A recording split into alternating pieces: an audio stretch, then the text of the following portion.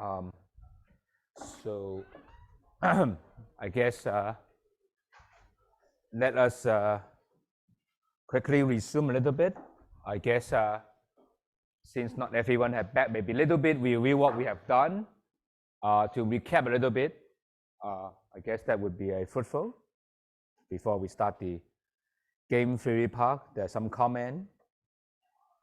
So probably some of you will feel very easy. Some of you will think very difficult. That is very natural because we have a lot of math that may scare you here and there. But let me recap what the main idea we cover in this second part. I guess the first part is very simple. We just say people look at the future, they look at maximize the expected payoff. Sorry, expected utility, not expected payoff, right? The expected payoff is not enough, right? Remember the St. Petersburg paradox. We care about there's a diminishing return, either diminishing marginality or we have risk aversion, will imply the case where your utility is a concave, and that has a lot of implication on the classical idea we said, right? We usually said the interest rate will be closely related to the discount factor, and we now say that that is not done yet.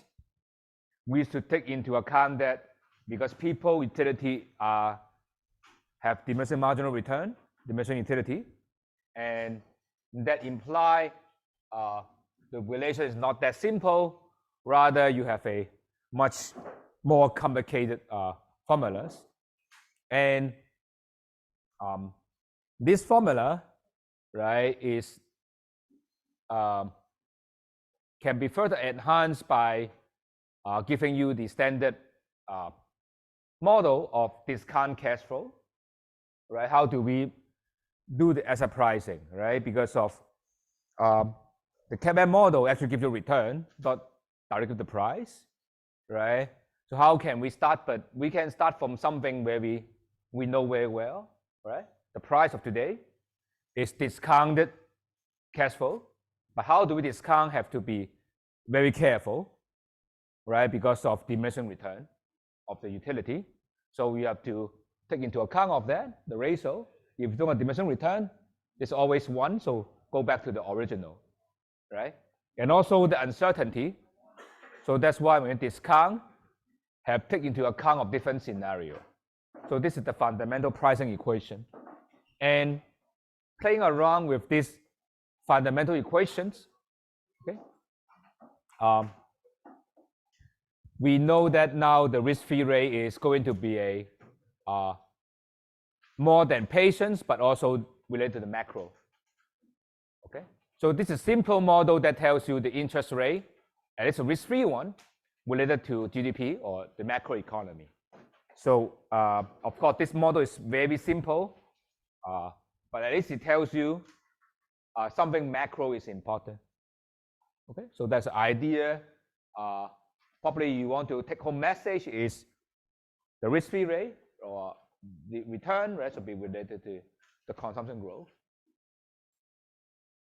And the second thing is, again, these new pricing equations will tell you that the price is future payoff discounted by the risk-free rate, but you have risk adjustment.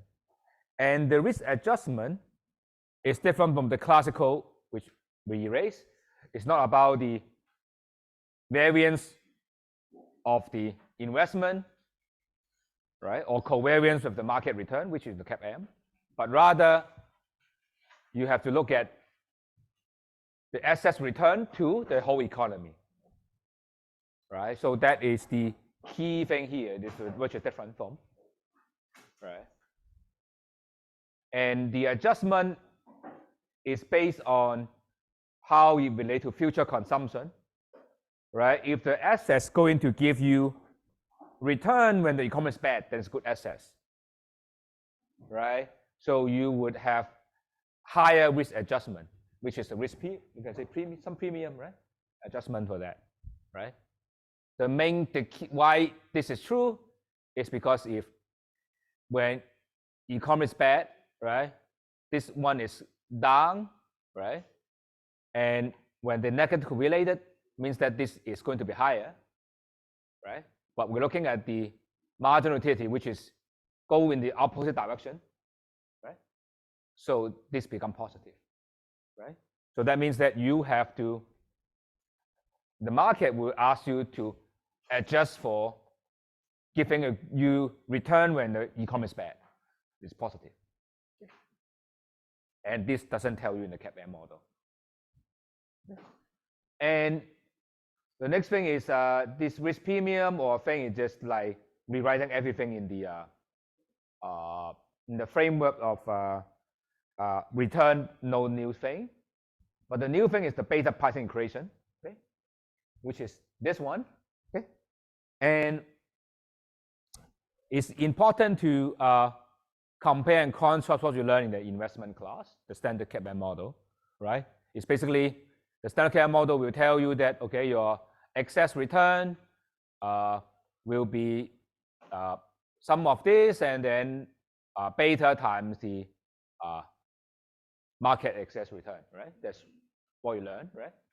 And the beta is given by covariance over variance, which is very similar to this one, right? But the price of the risk, right, which is this part, is the CAPM model tells you is what? Is the market excess return, right? And if you look at the way that they call about CAPM, right? The CAPM is not trying to explain individual asset return. Rather, they're explaining the cross-sectional difference, right? Why the stock market goes up in this way, some stock go up more, some go up less, and the explanation is beta, right? But that is what they said, right? Look at this. Remember, is everything is the same time contemporaneous, right? Use the current market return and current individual return. You know about the future. This model is dynamic, so future is there, expectation is all there, right?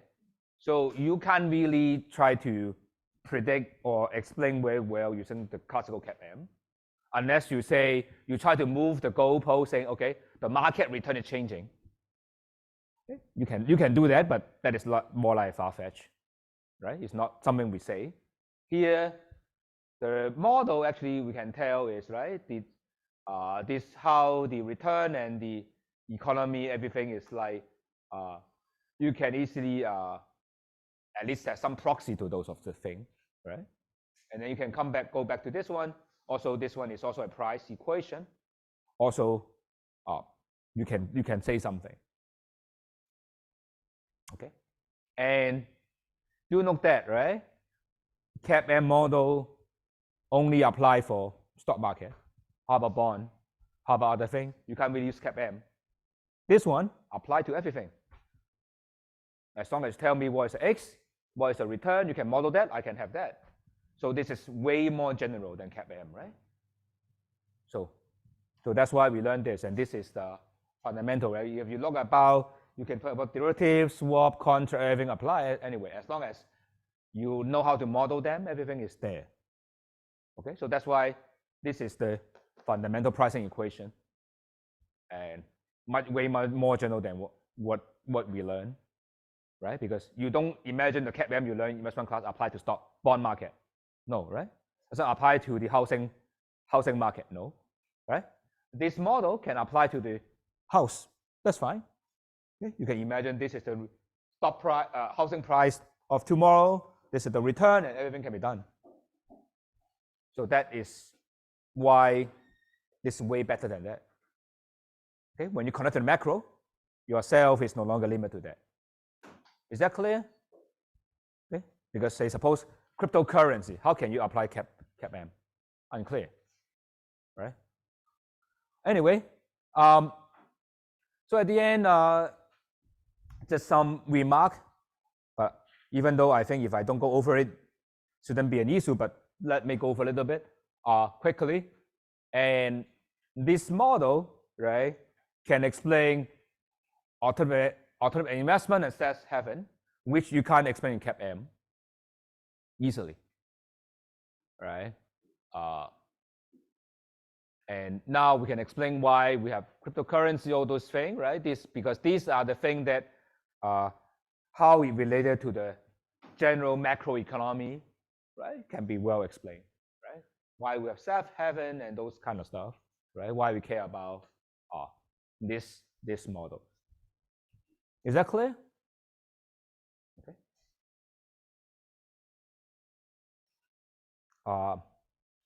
So there are many things that we omitted in this model, right? Because of the constraint of math or time. So in there's a theory. I mean, look at the stock market. I mean, we look at how economic growth, right? The C1 and C2 is determined by income anyway, right? Because how people consume depends on income. Okay, and have to be very careful in the macroeconomics, or we know that you have to differentiate the shock or the changes in the macro environment is going to be long-lasting or short-lasting. Okay, and the economists would say, okay, if the government is going to do a consumption voucher, which the Hong Kong government did, right? Just give you several thousand or $10,000, but just for a very short period of time, it's not going to change anything lifetime, right? So the impact will be very little, right?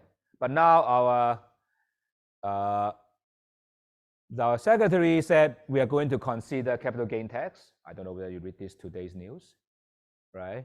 So it will have affect the lifetime income of everyone here, right?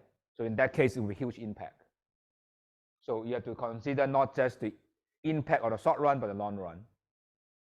Okay, so that would be an important thing. And second is what we call life cycle hypothesis. In the model, people just consume through period and die, but in general, people live longer, and different period will have different discount factor, right? Because suppose before you die, then usually discount factor is very low, right? When you die, you don't care, right? Because you can't consume after you're dead, right? But when you're young, then you maybe want to sacrifice, right? Say now you're young, you want to study master, right? You don't want to study master degree when you're 90 years old, right? Because there's no much return. So you want to take the pain to deal with the symbol because you expect return that some in the future, right? So how the age distribution is very important, right? I didn't talk about that, but in general, right, this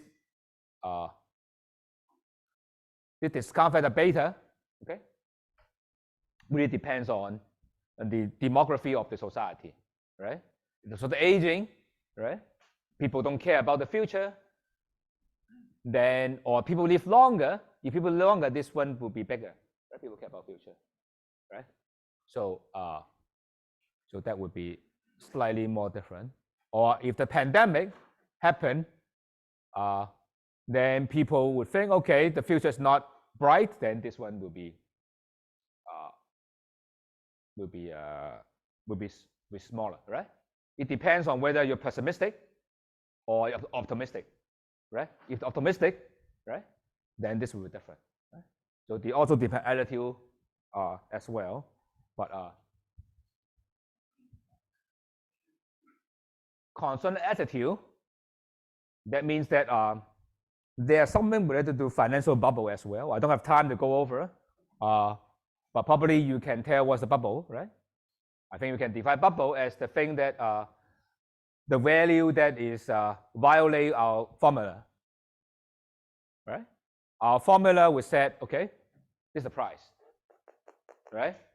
I mean, at least supported by expected future cash flow, right? And bubble means the price what you observe is way higher than this, right? What's that? For example, when we have a few years ago, probably you guys know better than I do, right?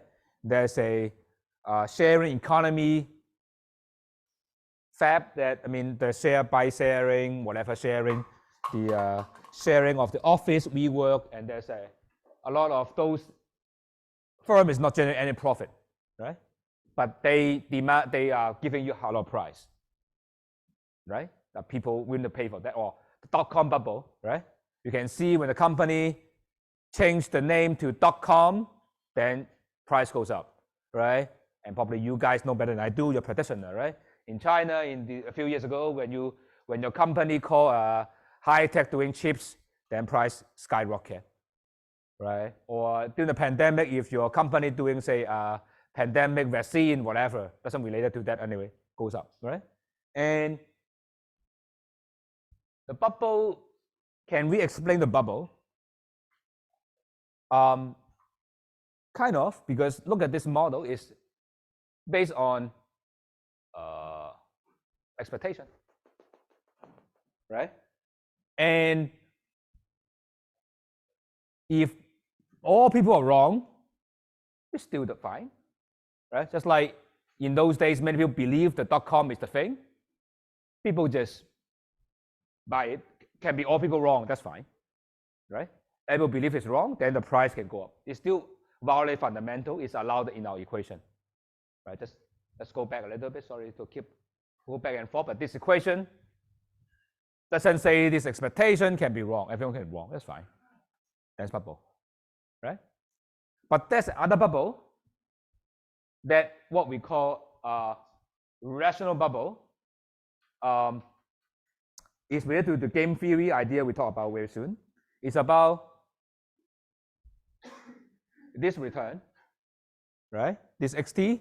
Usually you don't keep, usually this is about the stock. It's not about the dividend, right?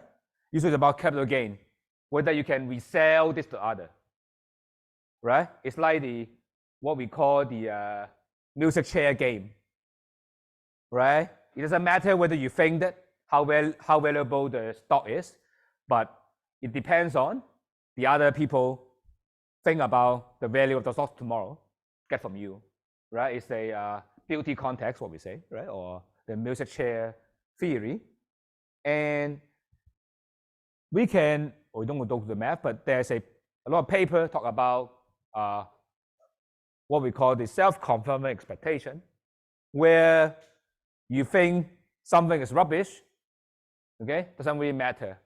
As long as other people want to buy this rubbish from you, this has a value, right? As long as this grow in the way that is not too fast, the bubble can still survive for a very long time. And probably you know the Robert Shiller in the 2000s, and then they talk about that, bubble, of course, eventually bursts, but it can be longer than anyone can be liquid to arbitrage it, right? But the reason is coming from the game theory idea we talk about very soon. It's just like because you think the other guy, everyone think someone would take over, right? The music chair, right? You don't think you're losing, so you can do it, right? I think probably you just know that I think last month there is I don't call it scam, but there is a bubble for the tea leaves, right? In Guangzhou, I guess, right? China, right? And people believe that the tea leaf is going to go up, right? And they keep buying and keep buying and keep buying, right? And then they burst, right? But that is the thing. But we don't talk about expectation here, but we will talk about this in the game theory. I guess this is end of the remark of the uncertain intertemporal choice. So I guess at least the take-home message is this equation, right? Or if you don't like this, you think this CAPM equation is difficult to understand, to swallow, the easier one is this guy, right? The price, discount cash flow, plus risk adjustment, right? If you don't like this one, right? Or if you like better, then you would try to say this beta Quasar equation, right? where the return is risk-free plus this guy.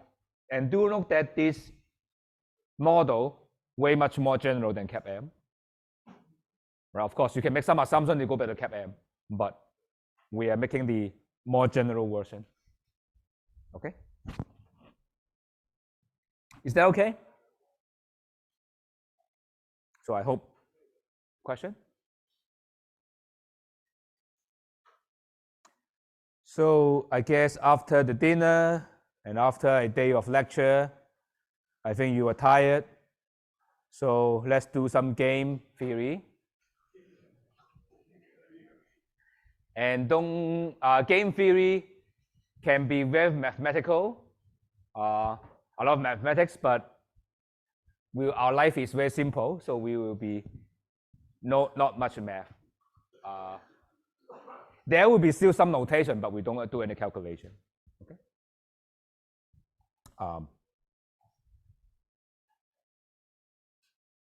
So why we learn game theory? One of the reasons, there are many reasons why game theory apply to financial market is one thing that we learn the pricing equation or the beta pricing equation or how we do those kind of model is we talk about the whole market, right? We talk about the outcome of the many investor interact. We don't really talk about individual investor, right? If you look at the finance research before 80s, okay, basically you would see only two types of research. Is probably is asset pricing and corporate finance, right? And of course these days you are banking and many other things, but after 80s there's one big thing comes out. It's called the market microstructure, which is not studying the whole market, but look at individual investor. Why we care about that? I mean, you guys are expert, right? In the old days, we only have the daily price of the stock, right? But now we have level 1, level 2, the limit order book, all those things. And how can we explain those data? How can those data give us any clue? For example, look at the bid-ask spread. Is bid-ask spread going to help us tell anything? Is the volume going to tell us anything? Right? Because all day only the price. Is volume tell us anything? Or not? Or people now do a lot of technical analysis, candlestick or whatever. Are they going to tell us anything? Right? So these are the things that we need to understand. We need to look at game theory. Why? Because people in the financial market, everyone is heterogeneous. Some people have information, some people don't. Right? How much you want to buy is what you want. You don't want to tell others, right? So suppose Warren Buffett, if he want to try to buy something, right? He don't tell all the people, right? If he tell other people, then he'll have to pay much higher prices, right? He have to hide them himself, right? And these are the consideration because interaction, right? And if you want to trade, you want to make offer, right? You want to send the thing to the market, you have to take into account of those interaction, okay? So that is the reason why we want to study. And the second one is about corporate finance, right? Corporate finance involves things work within the firm, between firms, right? Within the firm, there is no market, right? Because if you learn the idea undergraduate, what is firm? What is market, right? In a market, everything is priced there. You can trade. What is firm? Firm is exactly opposite the market, right? Firm is what? Your boss tells you what to do, right? It's not the boss say, you do this, I pay you 1 million. You do this, I pay you $10,000. No, right? It's not setting the price. It's the boss tell you what to do, right? It's exactly opposite the market, right? But how can the boss incentivize you do the right thing, right? Remember I said finance is other people's money, right? How can it avoid that I got all the money. I got $1 billion from the fund and go to Macau and bet and come back, right? If I win, I get rich, right? If I don't, then it doesn't really matter, right? How can you avoid that, right? That's related to corporate control, right? Agency problem, moral hazard, this kind of issue, we'll talk about next class, right? All these things are related to game theory, right? Because how you can design the corporate structure, whether you want to have more equity, more debt, whether you want to have a different type of M&A, investment strategy, all these things are related to how others choosing, right? It's not just you, right? It's about the market, how other people interact. Okay? So that's very important. We need to talk about game theory. Of course, game theory is a very huge topic. We only scratch the surface a little bit and get some taste of it. This class will be a little bit more theory. I will try to give you some intuition, what you can get there, but next class we'll apply them. Okay? But this class is more like theory, but we'll give you some application as well. So game theory, as I said, is so far we simplify the model. We just like everything exogenous, right? And people make decisions, right? Optimal investment, optimal saving. This is good as long as every individual is very small, which is fine because look at investment, right? Every individual compared to the whole market is very small, so there's no problem, right? If you only care about the market outcome. But if you want to look at not the market outcome, right? Look at how to understand the level 2 stock quote, right? Whether how you can interpret from that, how can you get those things? You have to understand how individual behave, okay? In order to get some information from that, okay? Say the very easy thing to understand game theory, usually people would use competition between firms, how firms set their price strategy. I think this is also good for us because when you do company analysis, right, or industry analysis, you need that as well, right? So I think, and that is actually fit that very well into the company or industry analysis. Okay, so that's why we will use as a metaphor, right? And when the firm compete, right, and how much a firm should charge depend on your opponent, right? So that would be the main part that we're looking at. Okay, and as I said, this is the framework that we use to understand how people compete and how people collaborate. Okay, and that is the why we use it. Okay, and I guess this is the main slide that you have notation. I hope you can bear with me a little bit about the notation, but as long as you understand the logic is fine. The notation is just for me to make it more precise. You don't have to remember the math, and then when this is the math, you can safely ignore it. You can go back to the non-math version. Okay. To define game theory, a game theory model, the most basic thing is have the 3 elements. You have to tell me who are the game players. Okay, it's very important to make sure that who is strategic, who is not. Okay, usually you will make our life easier to make sure that only some of them are strategic, and some of them are not. To make things simple. If you make everything strategic, then things will be very complicated. Okay, later you will see we build some model. We assume something is not strategic, something is strategic. Okay, you can usually see in finance trading model, you assume some investor, which is uninformed, we'll call them non-strategic. Okay, they just buy and sell based on their idiosyncratic reason. And some people who have insider information, they will trade strategically. Okay, why? Because make the model simple to solve. Okay, and generically we have a player set from 1 up to n, but just for math reason. Usually, our life is easy. We only have player 1, player 2 usually in our class. Okay, 1, 2, guy number 1, guy number 2.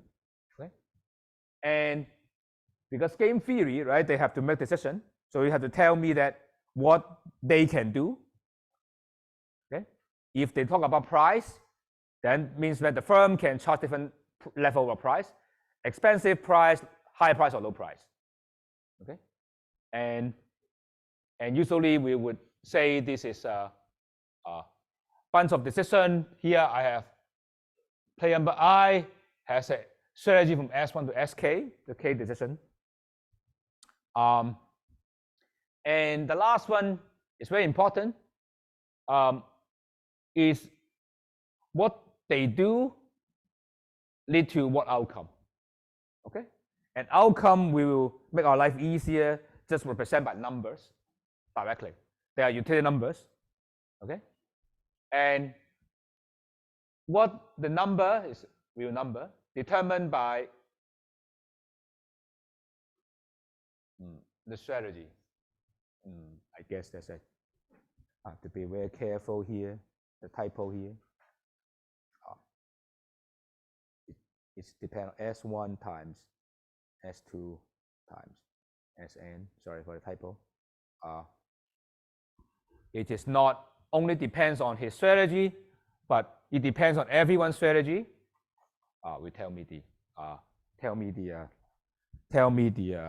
Give the number. Okay. So basically, it's very simple. You consider firm 1 or firm 2. You are the firm 2. I'm firm 1. Okay. What is my profit? Depend on your price and my price. Give my profit. And our price also determine your profit. Okay. But it will be. Let me get it precise here. So this is the technical. Usually you will see static game is represented by this. Okay, this is the only technical slide I have. So after that, we don't have any much technical thing. I think we need that for the master class, right? Otherwise, it looks like undergrad. So usually you have the duopoly will be 2 firms, firm 2. The strategy is the production level, and profit will be giving the production level, give the profit. Right? Usually that like this, right? 1 and 2, quantity, and the profit will be determined by the downward sloping demand times the quantity minus the cost. Right? Very standard thing. So don't worry about this part. Just example. Nothing very deep. There's a revenue, right? Minus cost, right? This P is the inverse demand function, right? Depend on the total quantity, right? So we'll give you how to solve basic game theory model. We'll use 2 concepts. The second one, probably many might have known it. It's called Nash equilibrium. It's by John Nash. If you watch the movie Beautiful Mind, this is him. Okay, but before Beautiful Mind, we have even more fundamental concept. It's called dominance, which is even simpler. Okay, I will tell you the simple one first. That's the most direct one. Dominance. Okay, for dominance, we'll first define what is dominator strategy. Okay, the math is crazy. Okay, if you don't like math, but the concept is very simple. The idea is the strategy is dominated, means it's bad, means no matter, okay, is what other people are choosing, okay? What are all the scenarios? You can consider what other people are doing, okay? Doing this is absolutely bad, worse, okay? For example, that the meaning is, look at player I. Okay? No matter what you choose the other guy, okay, this strategy is strictly worse. Okay? So for example, what is dominated? It's very simple. It's like you and I are competing in the market. We're setting price. I set price to 0. It's always dominated. Why? No matter what I do, I could earn nothing, right? As long as I said something positive, right? Even if I said super high price, it's better than that, right? Super high price, the worst case, I don't get anything. I don't do any production. It's at least it's zero. If I set zero price, I would get a lot of customer, but I have some cost, so I won't do that. Okay? So you always, no matter what people are choosing, you always worse than other one. Okay, that means that if dominated means that other one, that's always better. Okay. So dominant solvable means that if something is stupid, it shouldn't be chosen. Okay? So let's see an example, then you will see it's not something crazy. Okay? So let's look at this famous game. If you ever look at game theory, this is a standard one. It's called prisoner dilemma. Okay? Prisoner dilemma, the following. Okay? So there's a two criminal get detained by a police officer. Okay? They are observed by having a guns in front of the bank. Okay, and the policeman would try to charge them robbing the bank. Okay, instead of illegal possession of weapons. Okay, if both of them, okay, are trying to tell the police officer that they're going to rob the bank, okay, they will get 6 years in the prison. Okay, if only one of them say they are robbing the bank, but the other say no, okay, I just go around with the gun, whatever. Okay, then the guy who defect will go free because he report the truth, right? But the other guy go 9 years. Okay, but if both guys keep the mouth shut, okay, they only charge 1 year for having the gun. Okay, is that clear? Okay, so this is the model. Okay, and you can represent this by a table like this. Okay, a table like this actually tell you 3 things. Okay, remember how to define game. We tell you who are the players. By drawing a table, we tell you there's 2 players here. Okay, there's a players. Their player 1, usually player 1 is the role player. He can choose either collaborate or defect. Okay, player 2 can also choose collaborate and defect. Right? So the row and column, the name, C and D is what they can do. Okay, and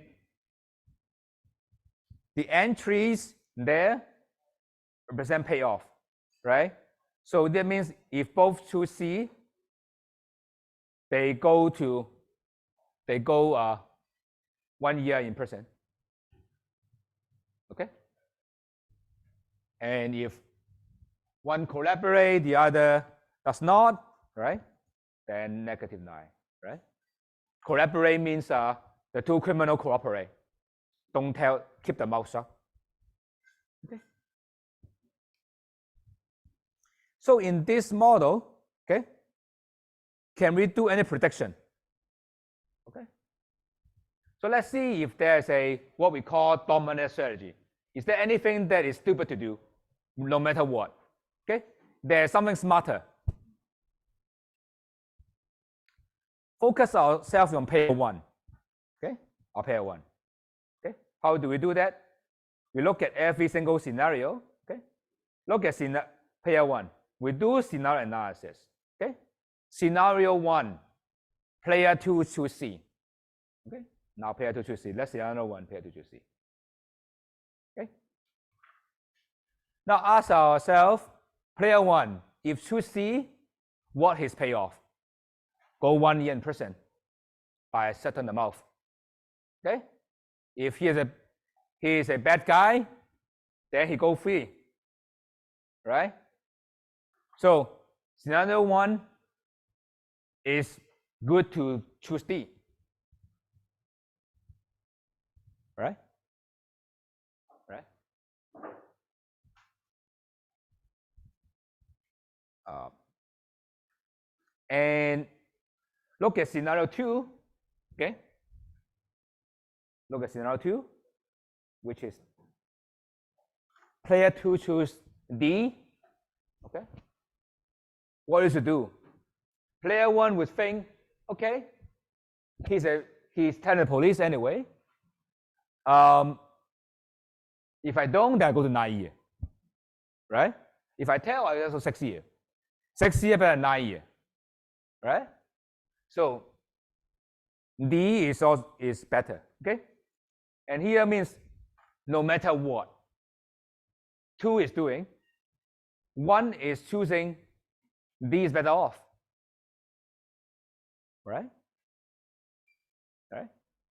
So I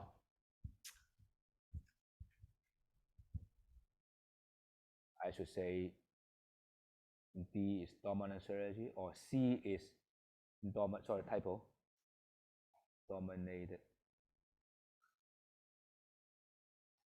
D is dominated, right?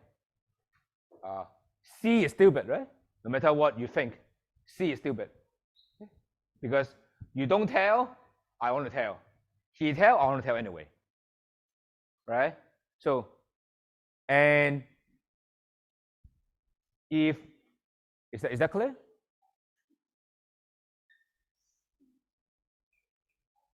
Okay. C, okay. There are two things. There's dominated and dominant. Okay. C is stupid, right? Because C is not, D is always better than C, right? So that's why we call C is dominated. Maybe I just don't call dominant, otherwise you get confused. So just C is dominated strategy.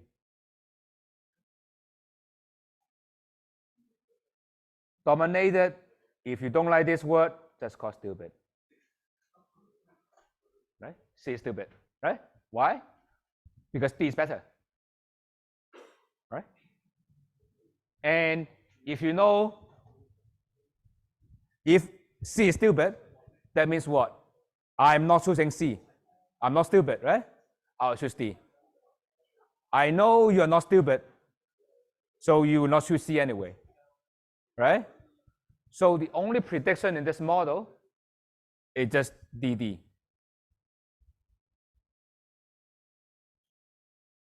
Right? So this is what happened.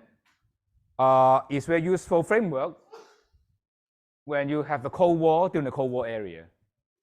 Is whether you want to build a nuclear bomb, right? You want to increase your nuclear weapons, right? If the Russia, the Soviet Union is not going to build a atomic bomb, I want to build. He built, I want to build as well anyway, right? So that's why I end up in this one. Okay. And is that okay? So later you will see this is closely related to what we call the bank runs problem. Okay, is the idea that when a bank has some distress, right? Or if a depositor want to run to there to get the money, right? Because regardless of other depositor want to take out the money, you want to take it out, right? The first one to take it out, the better, right? Just like the case where we have the crypto exchange, right? If there is some sign of the exchange is going to go down, no matter what you do, we just take it out, right? It doesn't really matter. Take it out doesn't really hurt anything, right? Just take it out, okay? And everyone take out, then the exchange collapse.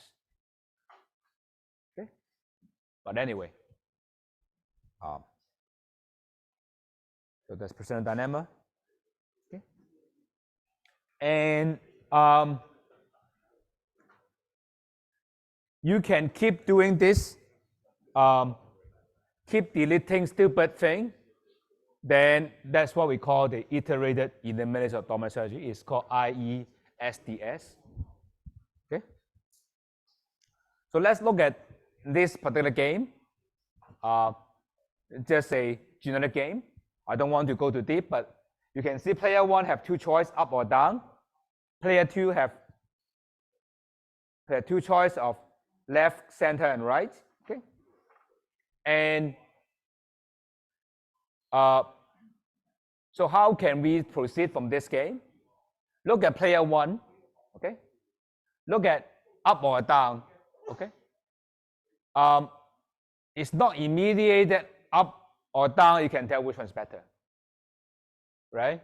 Because up is good when 2 choose left, right? And down is good when 2 choose right. Okay? It's not clear that up or down which one is more stupid or not. You can't tell. Okay?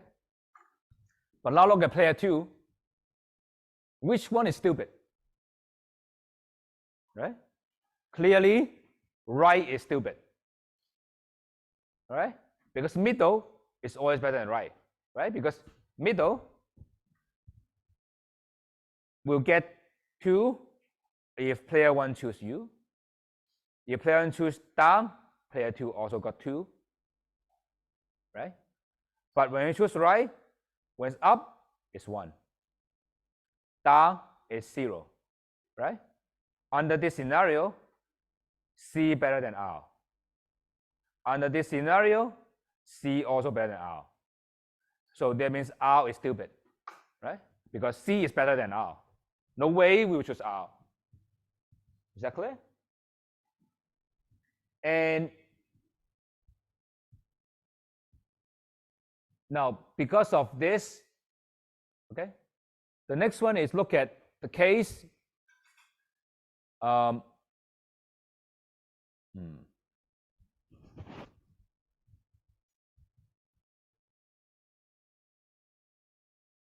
did I do? Oh.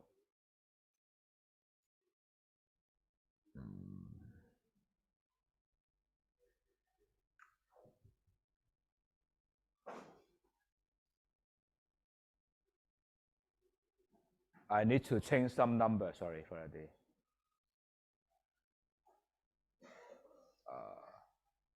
No.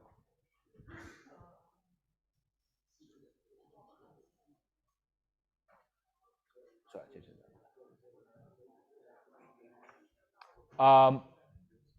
Let's change some number. Because it's a strict dominance. So in this case, you will see the now after R is gone, D is stupid, right? Because U give you 1 and 1, right? And D will give you 0 and 0, right? So that means that we have D is stupid. Okay, is that okay? And after this, you will see without D, only U there. For player 2, L is stupid, right? Because L is 1, 0, and C is 1, 2. So that means that this is gone as well. Okay? So the prediction is just UC. Is that clear?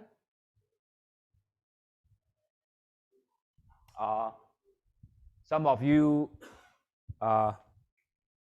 can't follow so fast, so let me repeat once more. So let me change the number again. So this is number 0. Okay. So first, you look at player 1. Okay. Can you find that one strategy is always strictly better than the other? No, because U perform better under LC, D perform better under R. So it's not clear there's something stupid or not. Then look at player 2. R is always perform worse than C because C can guarantee 2, but R can either 1 or 0. Right? So that means that the first thing we would do is just try to take out this part. Okay? Because we believe that no one is stupid, R is not relevant. Okay? And now look at player 1 now. Because player 2 is never choosing R, right? Then that means that now down is stupid, right? Because up always 1, down is always 0, right? So we can basically remove it again. This is gone. Now look at this. Now it's much more simple game. Just you. Player 1 is actually not doing anything. Just you, right? So player 2 is basically facing either L or C, left or center. And for left is 0, for center is 2. So left is something never chosen, right? So it will be something like this, right? So the only prediction is U and C. Okay? So this is what we call the iterated elimination of dominant strategy. Okay? So before a break, just tell you that this looks very powerful, but in general, it's not very useful. Well, but at least the prisoner dilemma is very common. It's enough. Because of like this, in this game, you can't do anything. Why? Look at you. Okay. You, is it you stupid? No, because you can be better than its best response when you got C, right? When player 2 choose C, you is smart, not that dumb, right? And when player 1 choose L, M is nothing to do, right? And player 2 choose R, D is also smart, right? And similarly, you can look at the case of L, C, and R. Okay, L can be a smart thing to do, right? If U is being chosen. C is also a smart thing to do. Okay, when M is chosen, right? R is smart thing to do when D is chosen. Okay, so under this we can't go further, right? So how can we proceed? That's the reason why John Nash is so smart, because he can break this out. Okay, he's able, after the break we talk about, he is able to come up with the idea that how can we solve this game. Okay, we will talk about this after the break.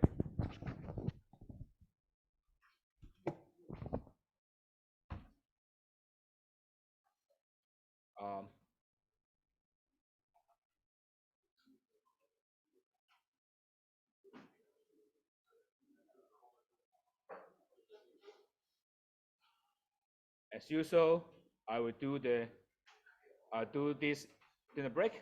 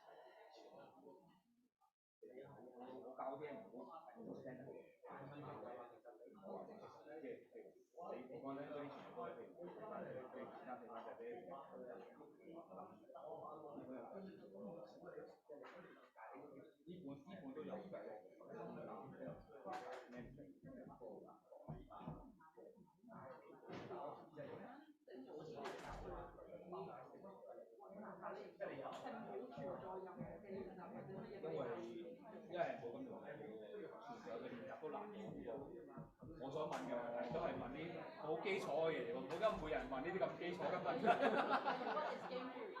譬如話 game 即係 game theory 有3嚿嘢，嗰3嚿邊3嚿嘢咁，唔會人問呢啲咁嘅咁fundamental嘅問題。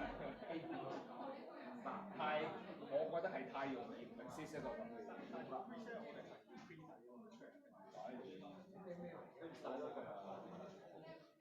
即係就算係 iPad 都得，因為我OK 咯。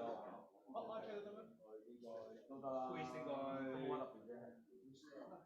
我問下 P.A 先，但係得幾題？你話唔係考試一定得嘅。係考試得嘅，我考試梗係知啦。唔係我 quiz 係你自己就一定冇咯。我諗下點樣可以方便你哋上網啫。大家教咩 P 咪得咯，咪上網。你用手機㗎。你而家問下 P 咁咪 check 問你 P 係啊。我慢慢問 P。OK。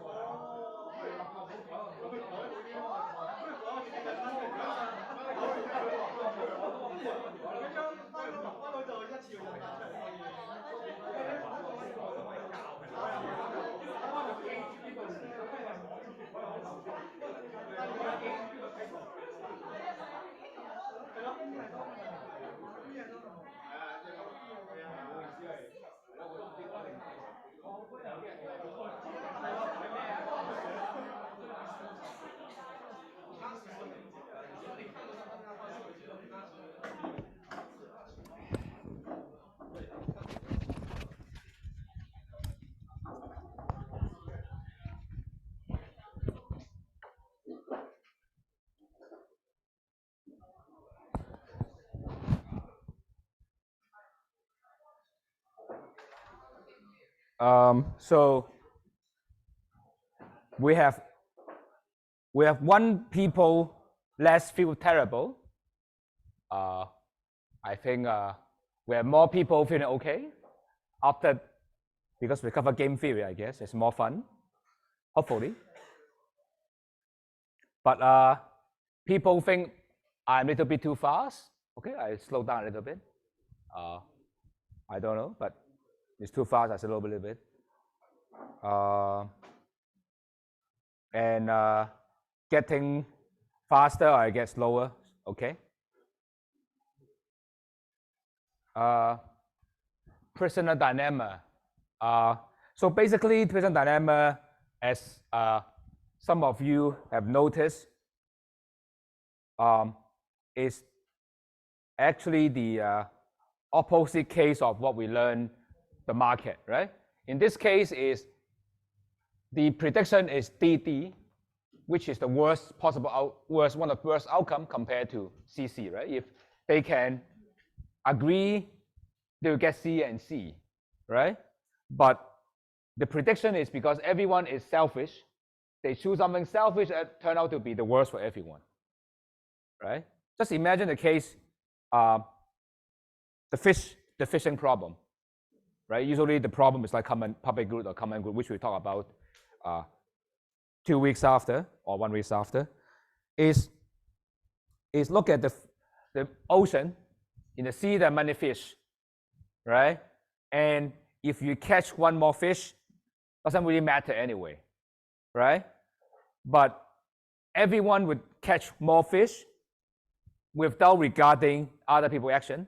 In total, everyone take all the fish, then there are so few fish in the sea, right? So that's why the Chinese government, right, imposed the South China Sea fishing ban, right, to avoid this, right? Because if everyone go to DD, then it's bad, right? Or that's why you have to collusion, right? Or why we have labor union, right? Because the firm can undercut your wage, right, individually, or are you willing to work for low wages, right? And by labor union, we collectively fix a high level wage, right? So that's the idea. Okay. So now let me talk about Nash equilibrium Okay? So far we have this game theory is trying to tell you one thing is in this prisoner's dilemma, you have a nice prediction, right? And in this game, you still have a nice prediction. If you're willing to take stupid thing away, keep doing that, right? But in this more generic case, you don't, okay? So how do we solve this problem is what we call Nash equilibrium, okay? And we will give you some interesting game so that you will see what they are, okay? So Nash equilibrium in word is very simple, okay? It's just exactly opposite the Titanic line. Titanic, one of the famous is what is you jump, I jump, right? Here is you don't jump, I don't jump, okay? That means that players, okay, at that certain point of outcome, no one wants to change, okay? Mathematically means that if this is a Nash equilibrium, means that this payoff is always high, no less than other payoff, okay? So this is definition, okay? All other strategy is better, okay? But let us go to the example, then you will see the exact definition how it works, okay? Do remind yourself that Nash equilibrium doesn't tell us how we get there. We're just saying that if there, no one to change, okay?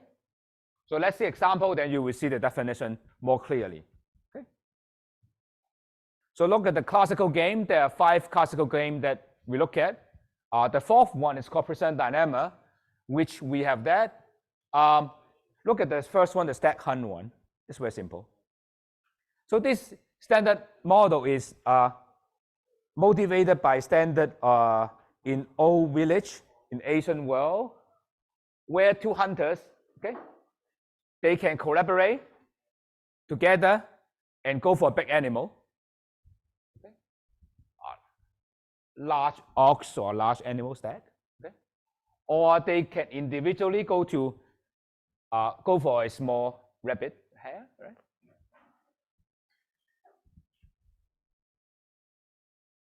So if they look at this model of two hunters, okay, if they go for the big animal, go together, they get 10, okay, we're happy, okay. They can kill the big animal, the joint help, okay. And if one go for big animal, one go for the small one, okay, the guy who go to big cannot get anything, right, because not successful, okay. He go home, pick some apple, and that's it, okay, can't get the animal, okay. But the guy who go for the rabbit can get another rabbit, okay, got 8, okay. They're symmetric on the 8 one, right. But if they both go for rabbit, then there's few rabbit left, right, so they'll get 5 and 5, okay. So this is a game. So let's see what kind of outcome will predict this one, okay? And you can easily check there's no stupid strategy. Okay. So how can we check Nash equilibrium? It's very simple. We go to fix every single outcome. Ask if any player want to deviate from that, okay? Suppose both of them go for a large animal. Would any of them want to go away from that? Okay, look at this one. They got 10 and 10. Look at player 1. Is player 1 want to deviate? Is it 10? We'll go down, go to the rabbit, got 8? No, because 10 is more than 8. So player 1 has no incentive to go to 8, right? And by symmetry, look at player 2. Player 2 get 10 here. Is he happy to change? No. If he change to the small rabbit, no, not going to help. Okay? They collaborating, do together is good. So this is Nash equilibrium. Okay? Now, the next, so we established the first thing, that is Nash equilibrium. Now look at the second one, second question. Look at the second outcome. Is this outcome good? Okay. Is Hunter 1 and Hunter 2 happy to be here? The answer is no. Why? In this case, Hunter 1 actually want to get rabbit, right? 5 and 1, 5 is better, right?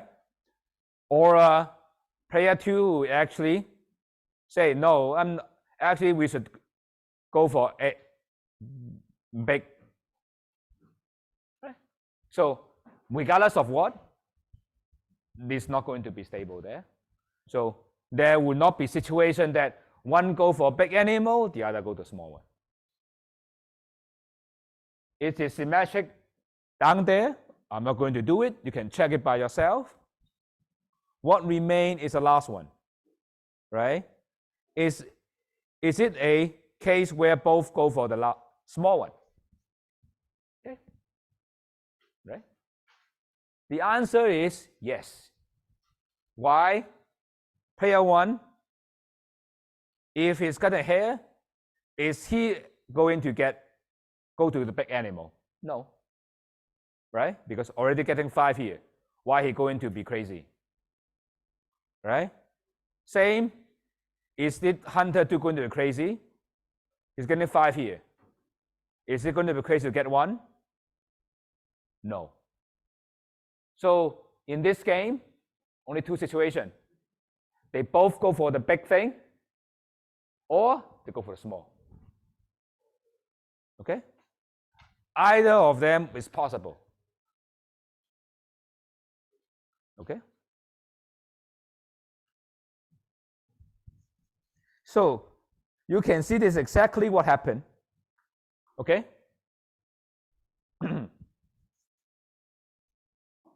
Is they either fight, right, together, or they either not fight, go to a small target, right?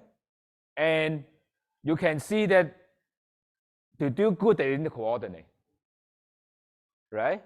They may be stuck there for a very long time, right? So, and that is the reason a game theorist would tell you that why you're stuck here, not here, require good leader. Okay? A good leader will coordinate his subordinate to get to 10-10. Right? A look at a lot of political economy or management article will tell you why leader earn so much. Why the CEO would earn so much is because he coordinate, right? Or why government is needed is because he can tell people, let's go for that. That's a collective action problem, right? No one can save this world by individual action. We have to do it collectively, right? So that's why, right? You remember the fishing problem, right? If everyone fish every day, the benefit is very low, right? But if you have some time not to fish, let the fish grow a little bit, then you get 10-10, right? But that requires some coordination here or there, okay? But that is called the coordination game, right? And that's the first thing, right? Is that okay? Okay. And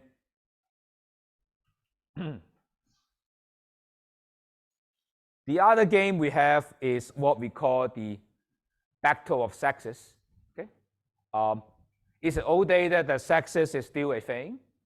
It's still a binary, but I guess now you have more than 300 different kind of gender, so not clear what to tell. But I just follow the classical thing here, not going to be anything about diversity or thing, but just a very standard classical thing. Okay, it's just a couples. Assume it's a man and woman. Okay, and go out. And old days that we don't have cell phone, right? And they go decide have to go, where to go. Okay, they can go to football game or to opera. Okay, and of course they assume the man want to go to the football, the woman go to opera. Okay, but of course they are a couple, they want to go together. Okay, so this is the game. Okay, and this is the payoff. Okay, so if they don't meet, okay, and here say it's a woman, I think it's a man. Okay, and if the woman and the man don't meet, right, one go to football and opera, they all go home, get 0. Okay, if the man and the woman they stay together, they get 1 payoff. Okay, but the woman actually get the opera will get extra 1. So that's why 2-1 in the upper left corner, football at the bottom right corner, because you get 1 to go together, additional 1 to be together as well. Okay, let's check what is equilibrium of this model. Okay, again, actually turned out to be 2 Nash equilibria. Let's check it. Okay, first let's check, is this football opera going to be a Nash equilibrium? The answer is no. Okay, because either the woman can go to the opera, right? Because so the opera gets 2 and 1, right? Or the man can go to football, right?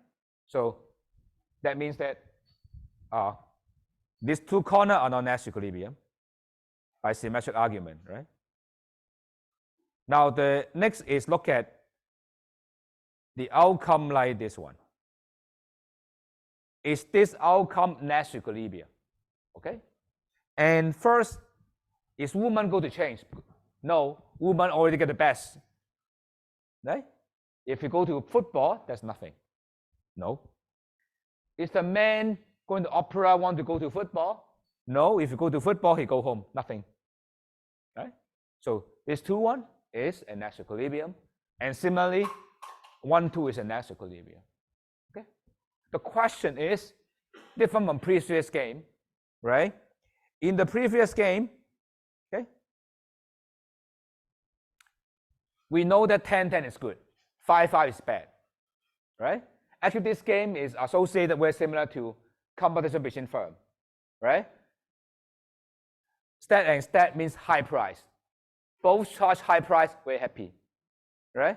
And here is low price, not so happy, right? So it's very clear that go to high is a good prediction, right? But for this one, it's unclear, right?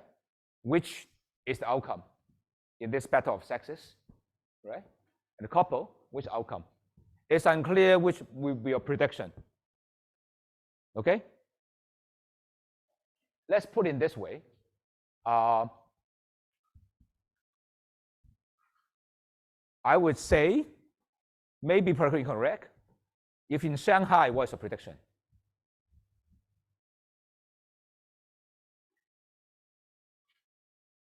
In Shanghai, I would predict opera. How about Hong Kong?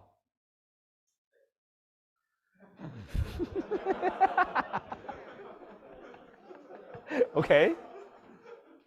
What about Shandong? Opera, okay. What about Dongbei?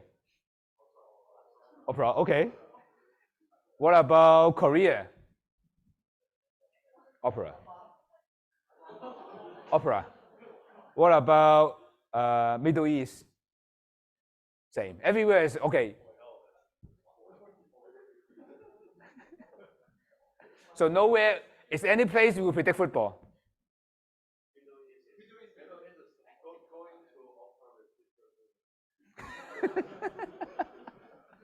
Okay. Okay, that's a good one. Use the phone to watch. So you can see in this, I mean, although it's a joke, but you can see how this model can be solved by looking at some background information. Right? You can tell which would be likely to be outcome. Right? So, but this is the game where we call coordination, but coordinate game is still coordinate, but it's asymmetric. Okay? This game is very common as well. Later we will see what kind of game can see this one. Okay. And the next one is called chicken game. Okay. And none of us is old enough, but this game is common in the 60s and 70s in the US. Okay. What is chicken game? Chicken means coward, means that you are not brave. Okay, it's a slang in the US. That's chicken. So chicken game is very simple. Okay, it's a dare game.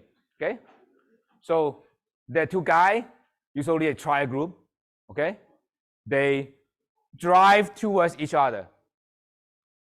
Okay, and if you are not brave enough, you're chicken, you will turn right before you hit.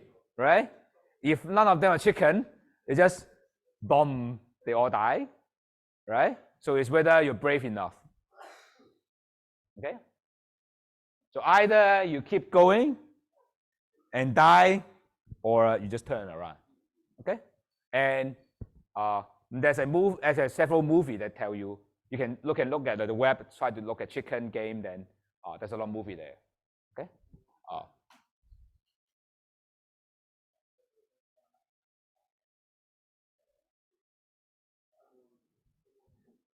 So if they go straight, okay, no chicken, they all die, -10, okay, that's what that, okay. If they all chicken, they got 0, that's fine, they don't get hurt, no problem, okay. But if player 1 go chicken, player 2 go straight, okay, the chicken you lose face, you're -2. The one who not chicken, you get 1. So this is a game. So what is the Nash equilibrium? Okay. Of course, turn out to be these two. Okay, but let's check. You can see chicken and straight. Player 1 would not go to straight, right? Because straight they die, -10, right? And will player 2 deviate? No, because player 2 is already getting the face, right? Winning the game, so no go to this one, right? But look at chicken and chicken, right? If both of chicken, one of them don't want to be chicken, right? So that is actually they call the anti-coordination game. You try to do different things. Okay? And sometimes it's called the hawk-dove game, which is usually commonly played by genetics, played by the environment, right? If one animal is hawk, you better to be dove, right? Because both hawk, they just all die, right? If animal were aggressive, then all die. So actually, the better thing is not to run away, not to fight. And you can see this equilibrium are inefficient, right? Because the best thing probably is both of them are chicken, not to start the game, right? Better not to play. But of course, in many cases, we just end up here. All right.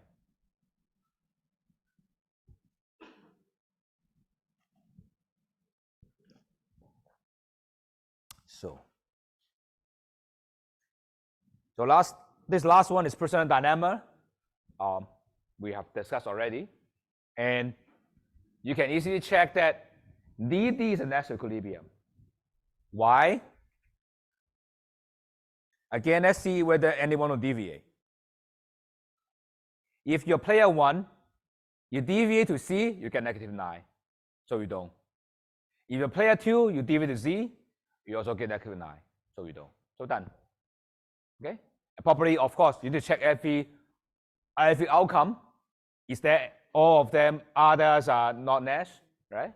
For example, you want to check the one that you think that is the better one is this one, right? This one is supposed to be good one, but you can't stop, right? Because you collaborate, I want to defect, right?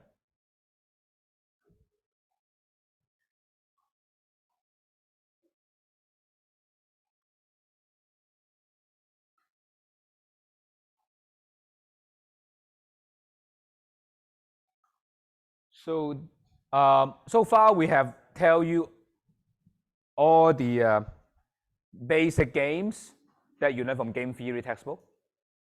Okay, this is the thing that you will see, and then main application we talk about next class. But now we talk about something that is even more complicated. Okay, this is called the matching pennies game. Basically, you looks very weird when you look at top of this, but this is basically just rock, paper, and scissors, but simple version. Okay. So in this game, it's very simple. Both players try to hide a coin in their hand, and then show it together at the same time. If player 1 and player 2, the coin are different, player 1 win $1. If the same, player 2 will win $1. Okay? So that's why head-head, player 1 lose $1, player 2 win $1. And for tail and head, player 1 win $1, player 2 won negative, right? So player 1 won different, player 2 won the same. And you can expect in this model, there are no Nash equilibrium, right? Because when there will be something not there, right? Suppose head and head. Okay, the first one, the first upper corner, head and head. Is it a Nash equilibrium? Is it? The answer is no. Why? Because player 1 want to be different, right? If the same, player 1 want to get away, right? So player 1 want to jump to here, jump down, right? And look at this outcome. Tail and head. Is it going to be Nash equilibrium? No. Why? Because they're different. But player 2 want to be the same, right? So player 2 would jump to here, right? And look at this outcome. Tail or tail, right?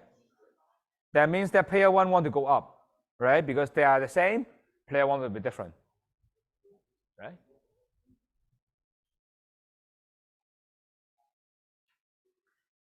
And similar thing happen. If they're different, player 2 want to be the same. So we cycle. Same rock, paper, scissors. If you're rock, I want to use paper. If you're paper, I use rock. If you're the paper or scissors. If you're scissors, I want rock. If you're rock, I want paper, right? Never ends, right? So there's no end of this. But does mean that we don't have prediction? How we play rock, paper, and scissors? How do you play rock, paper, and scissors? Random, right? You don't have a strategy, right? So randomized, right? How you play? What is the winning strategy?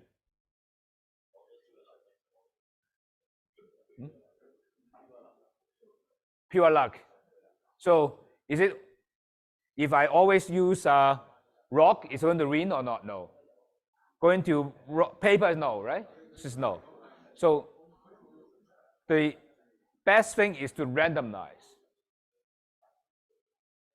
right? Randomize is going to work. But How does randomize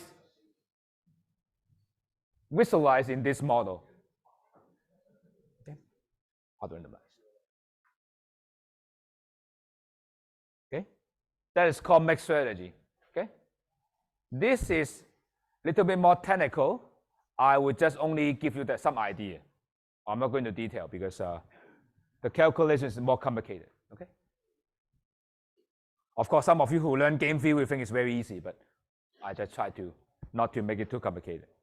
Okay.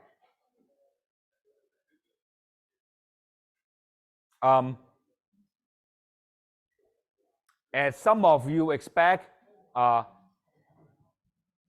lot of complicated thing. Okay. Randomize actually means the following.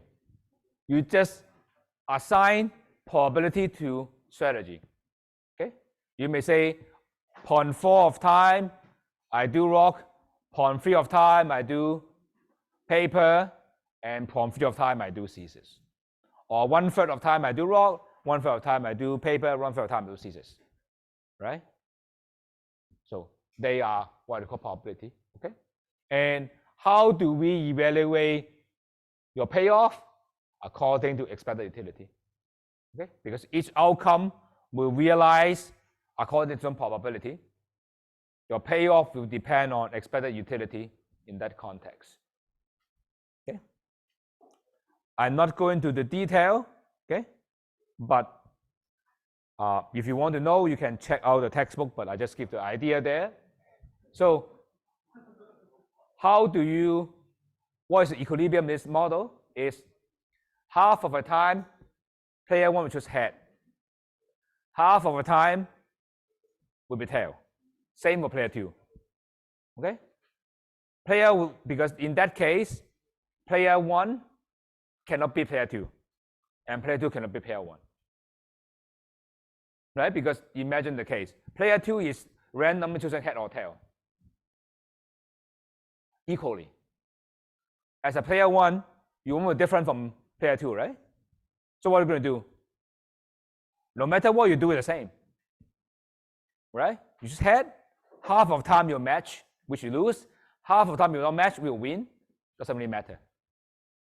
Right? So if the other guy is randomizing, doesn't really matter you choose what.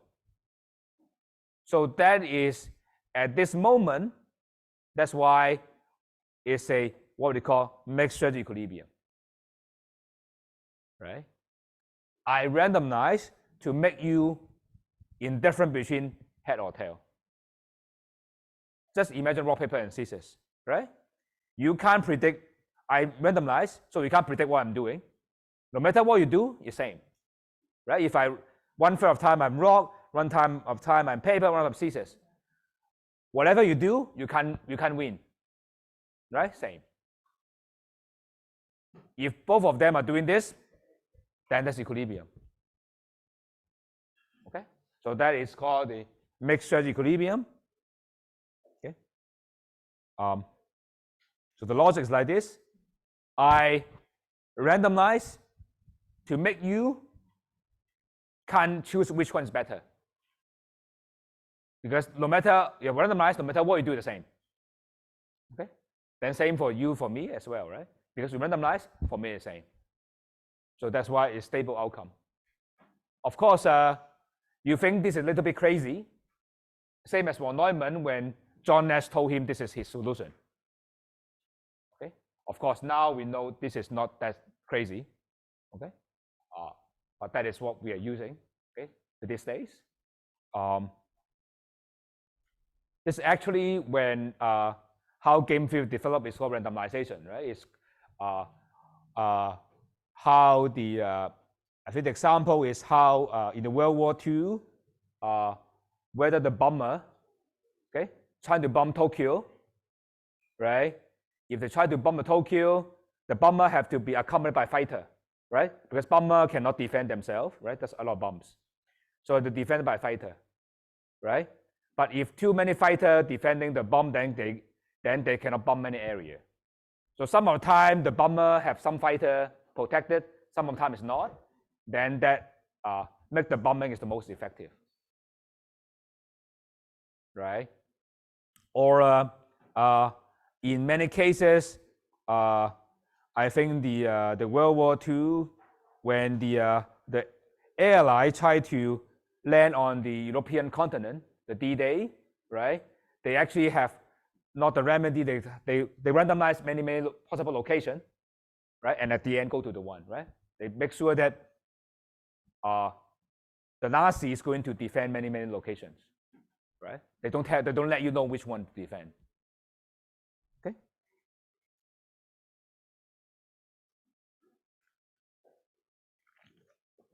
I think this also happened when in old days when the U.S. stock market is in the era of Greenspan, right?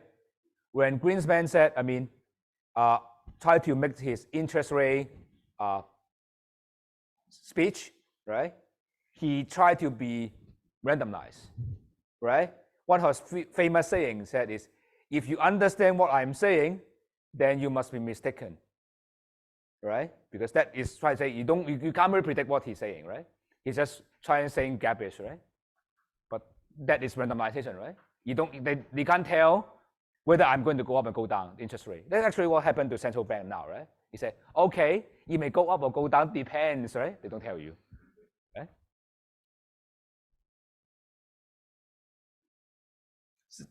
Right, the same thing, right? Because some of you ask, okay, do I need to study for this class, right? Can I give up more? Do I give many A? Right? I can't tell. If I say I'm very easy, then nobody study. If I go to very hard, then also not people would discourage to study. So I randomize. Maybe hard or maybe not so hard. Right? You can't tell, right? We can't really tell. So to make sure that you study a little bit.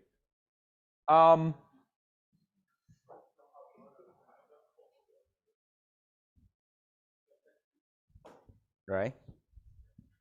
So Nash equilibrium, what actually he said is, I don't want to go to detail, but you probably want to wonder what Nash actually did is he proved one thing is Nash equilibrium always exists. So that is a big finding of his paper. That's what he won Nobel Prize. It's saying that no matter what game you're looking at, there, under certain condition right here, there will be Nash equilibrium. That means that we can have some prediction. Okay. So this is one thing he discovered.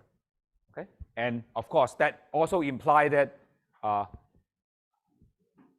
market interaction need not be efficient, right? Because you have personal dilemma, you have coordination problem, there are many things there, right? But that is why he claimed he come up with the idea that Adam Smith is wrong, right? Because Adam Smith said always you have some Pareto efficient outcome, but John Nash will tell you no, that's wrong. For example, this can be Nash equilibrium. People stuck there, right? People stuck at the low equilibrium. That happened, right?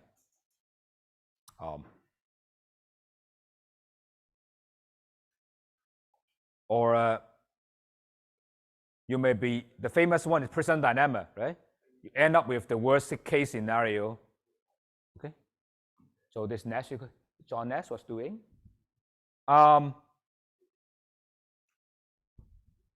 This is super technical. I don't want to go to detail.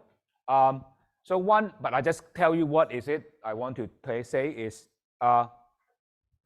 because what John Nash proved, okay, is what we call finite games.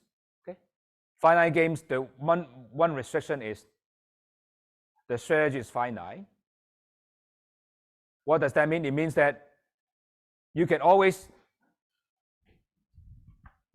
have a matrix like this, which means that you can list all the strategy out, always write in the table. But you can't always do that when your choice is continuous, like price. You can 0 to 100, there's many there, it's infinite, right? Then how can we do that? and that's called continuous game, strategy. I'm not going to any complicated, crazy thing. And I want to mention, because as I mentioned, this is my advisor, so I mentioned this theorem, which he proved under certain condition, net equilibrium exists, so don't need to worry about it. Okay? So although a lot of condition, but it means that most of our model we discuss satisfy this. Okay? And probably you would wonder what is not satisfied this thing. One of the famous game that not satisfy this kind of issue is what we call auction. Auction, no? 拍賣, so that's not satisfy this. But this is not our concern, but I would say 99% of the thing we talk about that or you see in the finance don't have this problem. So net equilibrium exists. So that means that you don't need to worry. That's what I'm saying. Okay. Okay. And after the break, I will draw your attention to application of game theory to industrial organization analysis, which would apply to we understand how firms compete. Okay, and this is the foundation why we talk about to differentiate SWOT analysis, and Porter 5 analysis. Why Porter have to have the 5 forces? All the thing comes from game theory analysis of imperfect competition. Right? We talk about perfect competition. Right? We may know monopoly. Right? But what happened in between? When we have two firms, when they compete, what's the price? Right? This we'll talk about Conor, Bertrand, Stackelberg. We touched some of it, so don't worry. We're not going to mathematical, but at least I will present you the model. What are they? The main idea there. Okay. The important part is the conclusion of the model, rather than the mechanics of how you derive them. Okay. But I'll stop here. Let's have a 15 minutes break, and then we will resume.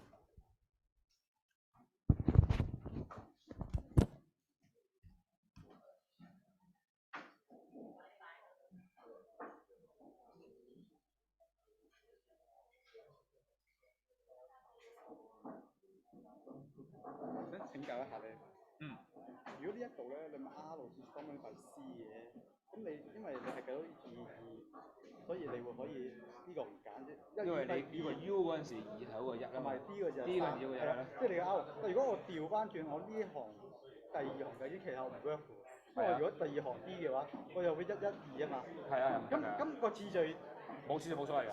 唔係我知，咁如果我 D 行先，其實我已經唔知。我 D 唔得㗎，我做㗎，所以你做我睇咯，睇完就慢慢 cut 啦。因為要逐個，咁我冇快啲方，即係我點先揾到 R 張同 cut 先？咪逐個睇咯。你一個 player 睇完 U and D， 睇完就睇 player 2 LCR。即係我睇完 D 發現卡唔到嘅，跟住就睇翻 R 卡到嘅，跟住再睇翻重新再睇。係啊，冇錯。即係每次都要重新再。有限嘅啫，係咪每個人 share 就係幾個？考試你幾兩個啊嘛，唔係難，呢個係咁。我以為有啲冇技巧，冇個次序係我用 math 去證明咧，你點樣 cut 都一樣 ，indifferent 冇所謂，即係無論如果你可能擔心係話個次序有影響冇影響。係，但我即係如果但我一路計到 R 先嘅話，咁其實即係如果我驚有技巧，我計到 R 先可以自己查晒。冇技巧。如果唔係我就唔得睇。冇技巧，都係 brute force 嘅冇技巧，純粹係硬做嘅啫。但係呢個唔係好重要嘅，呢個就係講真就係咁做嘅，即係話即係最主要都係講翻呢個主要都係裝呢嚿嘢嘅。就冇㗎啦。明白。跟住想問個 practical 啲嘅問題，就係喺 game theory 嚟講係咪可以係適用於大陸阿里巴巴、拼多多、京東？即係我唔投 capex， 我唔 expand， 我就 lose market share。即係最尾大家都會走去投，咁其實所以呢一樣情況係變咗大陸內卷嚴重嘅一個，就係因為 game theory。但點解中國係先有，外國人唔會？外國都有躺平㗎。唔係，即係外國你中國好多都內卷好嚴重，即係你咩咩都係掉勁多 capex， 跟住個 supply 升得勁快，跟住之後你產能過剩咁。美國又即係啲大廠 Amazon 咁同，即係佢哋唔會有第二啲競爭，即係 Shopify 會係咁唔會掉 capex 咁。唔係，通常你因為呢個 network 嘅話係贏通吃㗎嘛。係啊，電商係啊，咁但係即係香港咁嗱，我哋做 HKTV 同可能士多，佢哋會投，咁就最尾死㗎啦。咁但係美國又係，美國反而唔投喎，啲 Amazon 嗰啲同其他競爭嘅，但係佢哋中國係投啊。咁你睇下你咪係呢個 equilibrium 啫，你喺嗰個咪死咗咯，大家一齊玩嘅，大家可以 collaborate 冇事咯。係啊，佢可以喺度，大家都係鬥捲啊，捲死咗咯。就係佢唔同佢傾咯，就係，但其實佢應該係淨係，佢唔係呢個 equilibrium 喎，反而佢應該我估係最一開始最 basic 呢個。係啊，因為你會捲死咗佢㗎嘛，捲死咗佢咪個。但係咁咪就係捲死咗，大家譬如話，好似咁講嗱，如果大家都唔讀書嘅，大家都唔準備考試，咁係呢個大家正啦，係咪？我都俾唔到 grade 啊，大家都0分，我俾 grade。係啊，咁但係個問題就係而家大家都投啊嘛，咁其實呢個情況我嘅理解就係有兩個。我喺唔溝通嘅情況下，我有兩個要做呢樣。呢個情況係我唔溝通嘅情況下，得一個要做。呢個咪內卷咯。但係呢個就係。但係捲到爆炸啦！呢個就係。但係警方同警方唔係呢個 case，唔係嗰個 case，唔係兩個要做呢樣。佢哋係呢一個。係啊，呢個呢個就唔得，佢哋邊有乜嘢嘅？大家都係無論點，你無論捲唔捲我都捲出嚟。咁冇完㗎，係咪？咁咪就乜嘢㗎？大家就直到死咗為止，直到死咗為止咯。直到一個玩完就搞掂啦。係，咁，但係我就話一定係中國係美國唔係，美國冇呢啲，咩 game 入邊識用啲。買美國個通常我買咗你搞掂咯，大家唔想合併全位數啦嘛。哦，但係中國嘅傳統就係話，你死我活㗎嘛，係咪先？我先係大皇帝，你唔係皇帝係咪先？我先做皇帝，大家都想做皇帝啊嘛，我覺得。哦，不過呢個前提就係贏者通係嘅前提。因為大家都想做皇帝啊嘛，唔要和解。即係鬼佬嘅話，你收購咗間嘢，我走咯，我就唔做咯。咁就係㗎啦。呢個而家中美關係就係呢個。係啊。中美關係係呢個炒車咯，大家炒車咯，係啊。本來大家美國去我去啊，收手嗰個咧。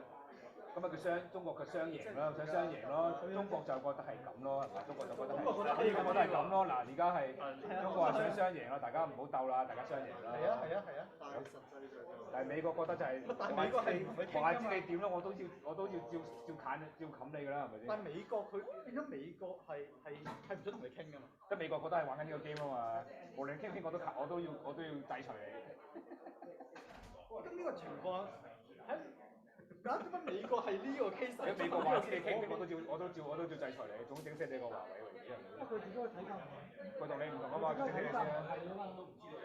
所以最尾得出嘅結論，兩個合埋之後咪變咗呢個咯。係啊，就呢個咯。我係咪你要做乜都我都照冚你㗎？因為佢唔會同你傾㗎嘛。係唔同你傾㗎。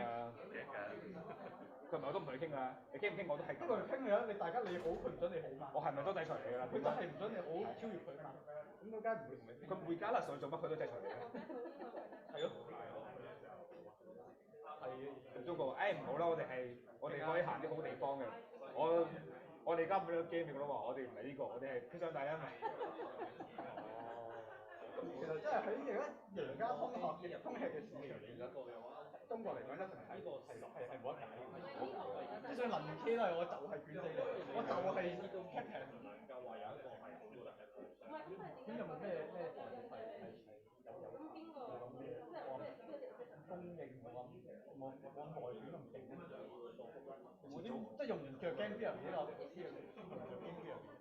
因為假設你要做投資，你梗係你都唔想揀到啲有 game 邊入邊係好多全部都係咁，你內房又係咁，你弱做弱嘅。乜嘢？內房可能唔係咁，內房都係做弱好大 entry barrier。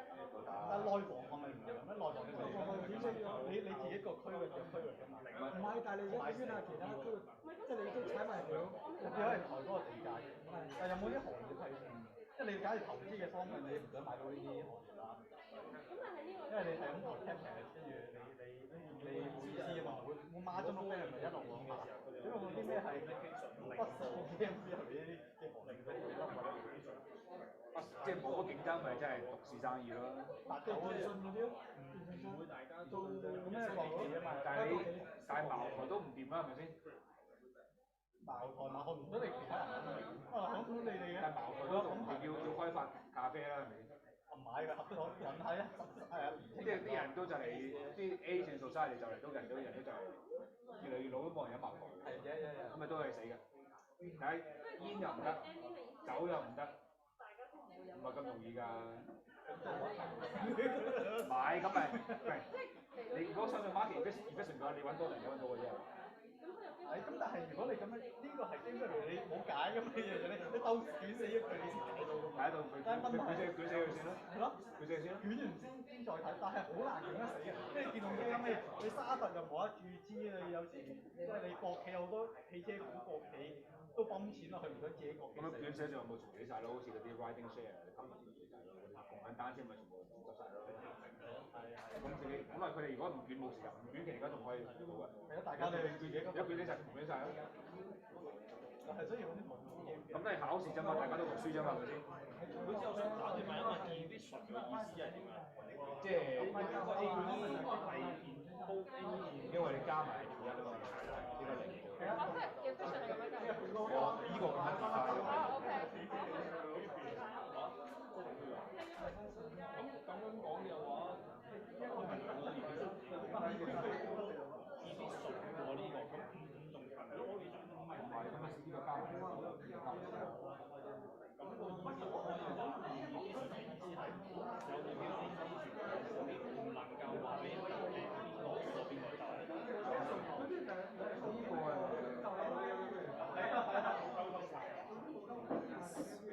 即係如果呢個係我應該咁講 ，more than Pareto efficient。咁假設佢俾1蚊佢，假設產出一個你可以唔要呢個得嘅，你覺得？你如果唔要呢個，因為呢個係呢個講緊 Pareto efficient，呢個係講緊譬如話，如果俾1蚊，如果我可以加埋佢嘅 pay off 即係個 social welfare。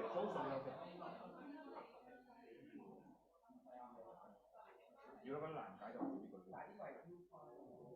個冇所謂，因為重點係話佢哋叫 anti-coordination，即係大家講嘅省嘅人跑，即係好簡單嘅呢個點嚟講就係話公司話你 focus 大家都係大市場大家一齊咧，一個到大一個到細咁就可以安全地過一條。我覺得是 in other sense 嘅，大家做唔同嘅嘢。啱啱同咗咪 A.P. 入邊有冇assumption 就係 market 應該係 efficient，或者個個都 rational，即係個個都 rational。market efficient 係唔知efficient啦，而家睇，如果 efficient 就開個 market 係啊，唔係咁樣有 game view 就話你做乜同你做乜影響到我做乜。即係如果你做乜嘢影響到做咩？影響到我做咩咧？咁就唔係 game view 係話你做啲我做乜嘢決定於取決於你做乜。所以當然就係即係佢取決於你做咩啫。其實可以係叫做寡頭，你加價我加價。係啊，你但係如果大家一齊減價啊嘛，即係計價。係咯。但每間公司唔中意全行咁咪好難。唔係啊，佢頭睇嘅啫嘛，蘋果攞8億股，邊個8億股添？跟住阿里巴巴8億股添，不過佢哋公司8億股嘅成效。因為蘋果多買翻嚟，即係其實即係點講咧？你係要壓縮呢個3個呢個第一。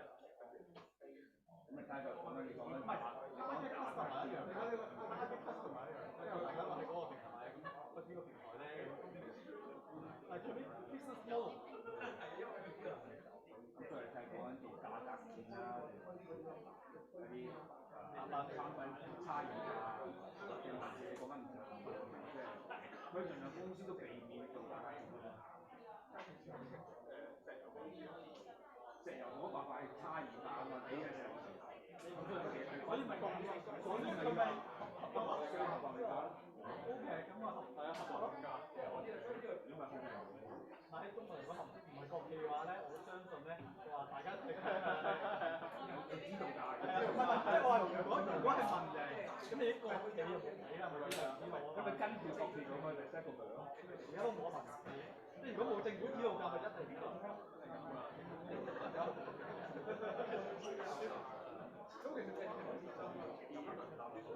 咁樣係會通㗎。唔係講你本身國企咁研究，但你就唔係話交通啊，你就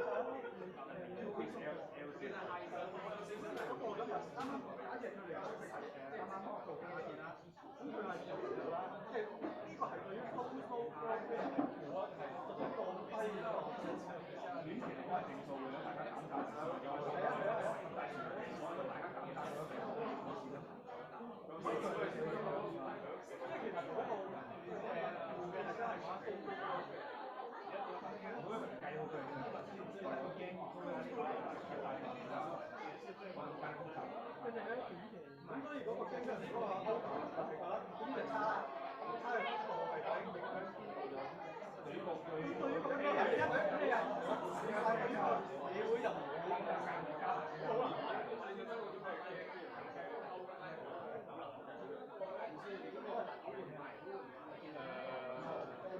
最佢嘅目標有5、4厘，即係你經濟方面消失咗。我哋啱啱係講緊美國係美國係覺得係美國係呢個中國係呢個我哋一傾嘅，美國就我哋冇傾嘅。大家會玩緊唔同嘅，你覺得玩緊邊個大？都唔覺得我係玩緊呢個，即係看劇。我哋開雙贏嘅又鬥啦，咁樣。真係冇解喎都係。咁美國會嘅話咧，佢咁係冇解，即係中國又唔係受制特別咯，即係除非佢有個新嘅假想敵嘅啫。而家所以咪所以中國係一個一齊攞唔辦法啦。另一個就係點講先？包埋一齊攞，一帶一路咯，佢鬥幾多？佢已經低咗啲質量，你繼續幾多人啊？14億1萬14億好大嘅啫。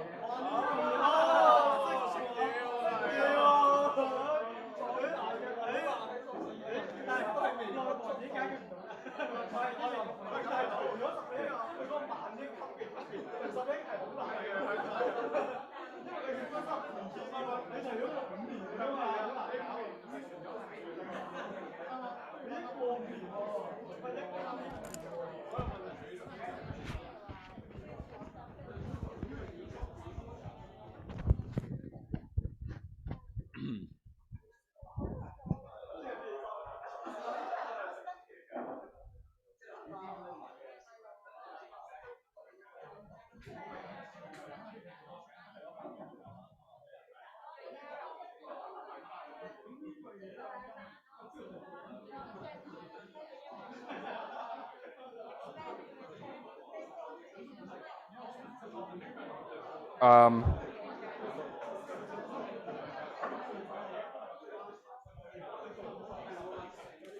？Hi.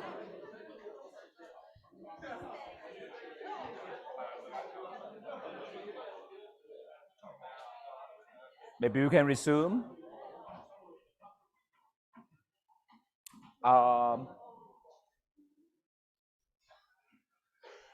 So for the remaining time, I want to quickly go through the imperfect competition model.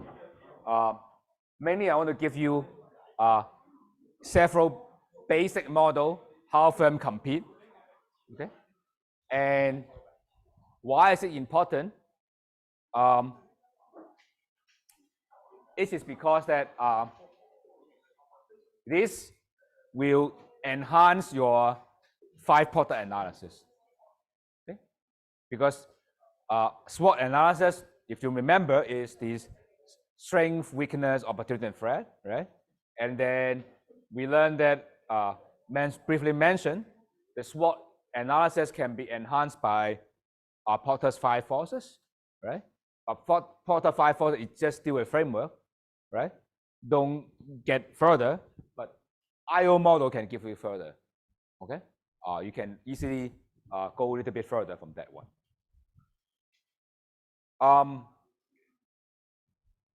So this basic model, the Carnot model, is probably I would say, probably the model that you would first use when you talk about oligopoly competition, or oligopoly or duopoly. Duopoly means only two firms. Okay, if only the market is dominated by a few firms,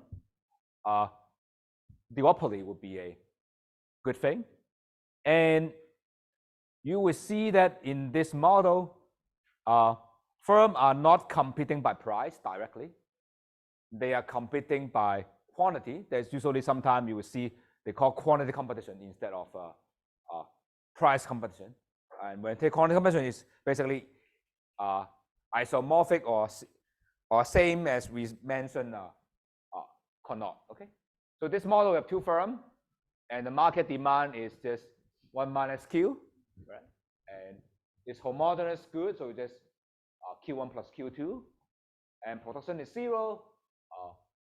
The payoff function is just because zero production function is just oh sorry, there's a missing thing here. Sorry for that. QI, because this is the price times quantity is the payoff, right? So in this model, both firms choose quantity. Okay. And if you look at this problem, if this is perfect competition, the market price will be 0. Why? Production cost is 0, right? Perfect competition imply price is 0, right? But you will expect if only two firms, cannot be price go to 0, right? So what will be our prediction? Okay, our prediction will be the following. I'm not going to talk about the math because everybody seems to hate math here. Okay, so turn out that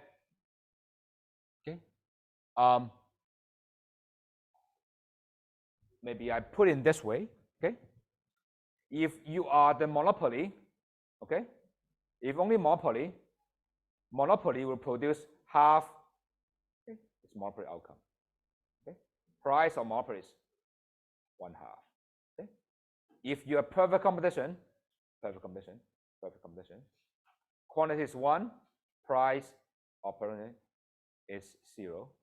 Okay, and when you're Carnot, that will be somewhere in the middle. Okay, the total production is 2/3. Okay, it's not 1, slightly in between. Okay, and I don't want to derive the equilibrium because it's just probably not that hard. Probably it's okay. Is it okay? This is a quadratic function, so the maximization will give you 1 minus this over 2. If it's too complicated, then you just forget about the math.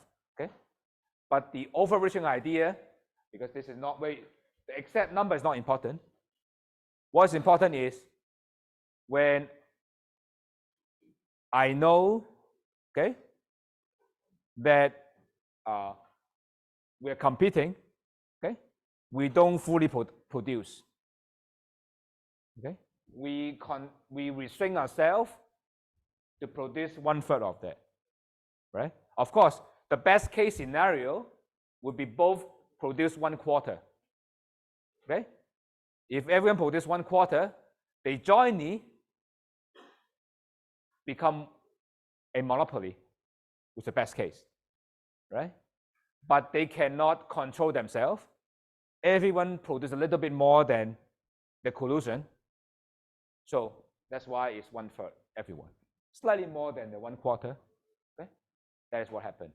Okay, so basically the take-home message would be when the firm compete in quantity, which is what you expect in the oil industry, right? The OPEC or thing is because everyone bump the oil, right? How much oil we bump, right? Is somewhere slightly more than monopoly, but much in the middle of the not as good as perfect competition. So this is called the Carnot duopoly. Okay.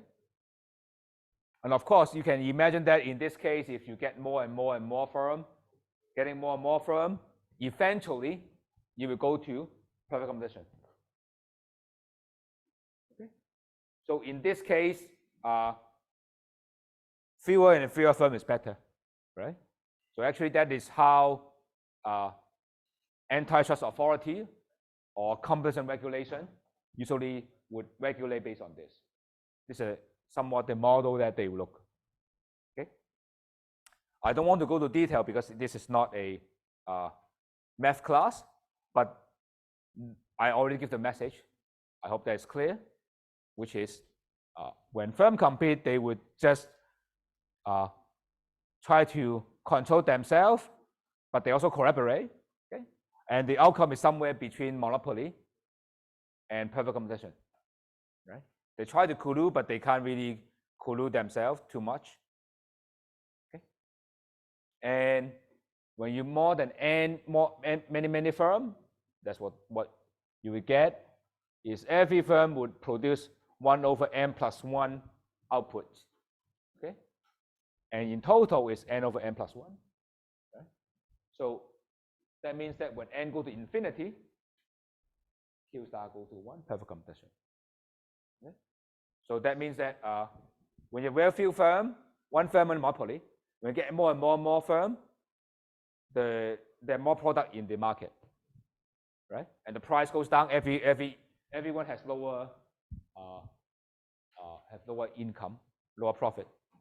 That is what the 5-Porter model, why the threat of entry, substitute, all the thing is related to here, right? And that's the first thing. Okay. So that means that they are not competing in price directly. Okay. And the next question, I want to talk about this Bertrand first because it's easier. I will talk about hoteling next one. This Bertrand model is very funny because you can look at the data Bertrand and Carnot actually leave. They just have argument what is the right thing. So in this model, if the firm compete in price, okay, instead of the announced quantity, they announce in price.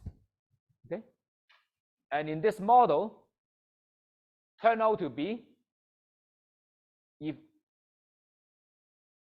if they set the price, and consumer would go to the firm that charge lowest price. Okay, suppose they are selling, I don't know, some product. If I charge $10, the other guy charge $11, everyone go to me. Okay, you can imagine that's what happened on the internet platform, right? Go to Taobao or Tmall. If you have two resellers selling the same stuff, or more or less same stuff, the one who has lower price also usually get all the customer, right?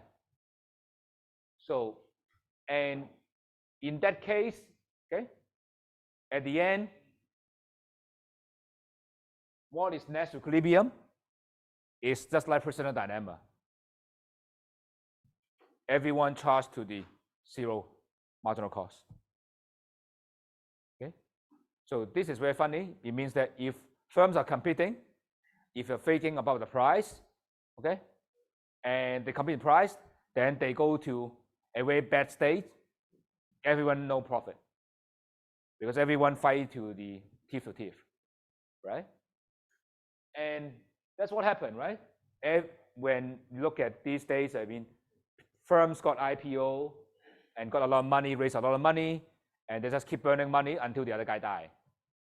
right? Usually you will see that firms engage in Bertrand for a very long time until one guy died and go up the price, right? Right. This is the Bertrand. Okay. So the net equilibrium is everyone says 0. Why you argue why this net equilibrium? Okay. Put it this way. Suppose everyone charge some positive price. Okay. Suppose you charge 10, I charge 9. Is it net equilibrium? No, because I got 9, I get all the profit. Okay, I'm happy. I don't want to change anyway. But you are 10, you want to undercut me, you may now charge $8.99 or $8, right? And suppose we all charge $8, then we split the market, right? But no, I want to drop a little bit. I want to go to 7 or $7.99. I get the whole market. So because everyone can undercut, right? They undercut to the lowest point, right? Because you want to cut me, I want to cut you, I want to cut you, cut you, cut you. At the end, you go to the bottom. Okay? So this is what happened in Bertrand. Okay? And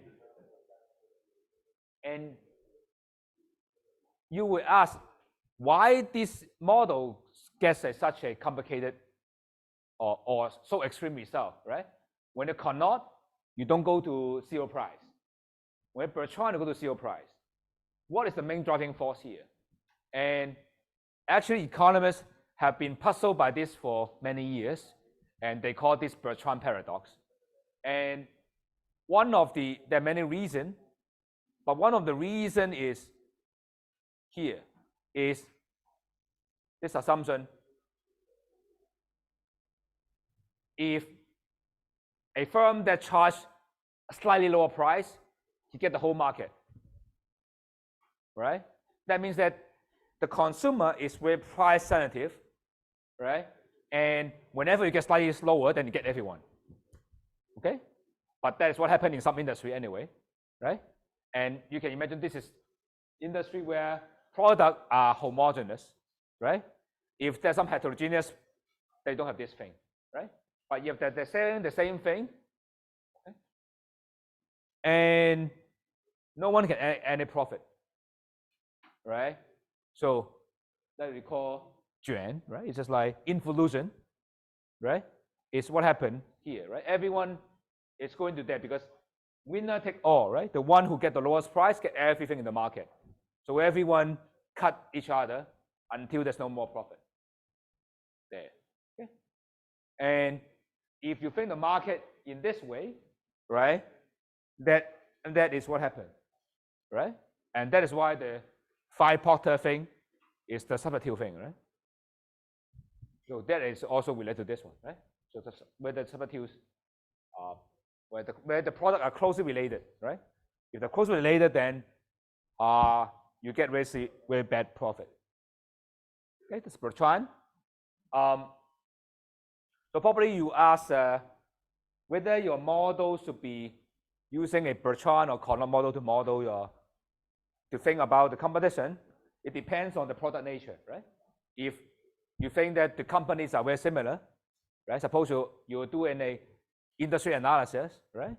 You want to see if the company comes in, is it very similar or not, right? And whether you think they're doing the price war, price competition, or quantity competition, and do the prediction. And probably as a financial practitioner, you don't really care, right? Because you are reading research summary from economists, but actually they do behind like this. Of course, in reality, what they do is much more complicated than this one. Okay, but this is what you see in the real world is somewhat between Bertrand and Carnot. Okay, but I would say Carnot is the best thing you do, unless you think that they're engaging in super competitive competition, right? And I think that now the term is very hot in China is whether the market is expanding or static. 叫增量市场跟那个存量市场，对吧？ It's like fixed, with the market is fixed or market is expanding, right? If market is expanding, it's more like or not, right? We are not thinking about I do one more, you have one less. Not that, right? No one can take everything there, right? Because market is expanding, no one can take everything. But if market is very saturated, right? So everyone has high production capacity. I can satisfy a lot of the whole market. In that case, then we are fighting. Then it's more like Bertrand. Okay? Whether inflation happen, it depends on that, right? Although I didn't tell you that, but you can see that would determine which model would be better. And that's why we have another model which is also common. You will see the wholesaling model. Is the model we don't talk about price or quantity. Here we talk about we call product differentiation. Okay. This is invented by wholesaling in similar period. Okay. The story is very simple. The original story is like this. It's a beach. Okay. Seaside there. Okay. And there's a sea. Okay. There's a beach here. Imagine. Okay. And there's two vendors selling ice cream. Okay. And the vendor can be anywhere, right? One can be here, two can be here. Okay. The question would be, because ice cream usually the price is fixed, right? $1 per cone or $5 per cone, doesn't change anyway. So the question is, they don't change the price, okay? They just change the location. Or I can imagine this newspaper, right? Same idea, right? And the question would be, where will they be? Right? Where will they be? Okay. And in this model, right? You can imagine this is a product space, right? Firm one can choose whatever market he wants to target. Firm two is also to target. And of course, consumer would go to the one that is more closer to them, right? Just like the beach, right? Suppose you are here, okay? Then you go to one instead of two, right? And if you are here, you go to two rather than one, right? And only the middle guy is indifferent, right? So the question would be, what would be the product choice the firm is going to make? Okay, if they cannot change price. Okay, and turn out that in this model, the simplest model, wholesaling model, turn out to be everyone will be the center. It's the only Nash equilibrium. They will choose the same thing, it's in the middle. Why? In this case, suppose they're different. Okay? The one guy will just move close enough just next to two to get everything there. Right? Because everything to you is locked into you. Right? These are loyal customers. Right? So that's why you always push. Right? And those who do the center will be getting the most one. Right? Because you always get the more side, right? If not in the center, then you move to there, right? Actually, this is a very famous model in political economy. They call the Dang's theorem. You look at any political economy textbook, they call the Dang's property. That's why you look at what happened in the U.S. The policy of the Republican and the Democrat almost the same. They may be somewhat different, right? But they're the same, right? No matter Trump or Biden, no matter what they said, they always try to start trade war with China, right? Same thing, no different, right? Looks different, but not different, right? And similar thing here, okay? So that is what we call in IO is called the principle of minimal differentiation. Okay, they try to collab, they come together. Okay? This is called the hoteling model. Okay.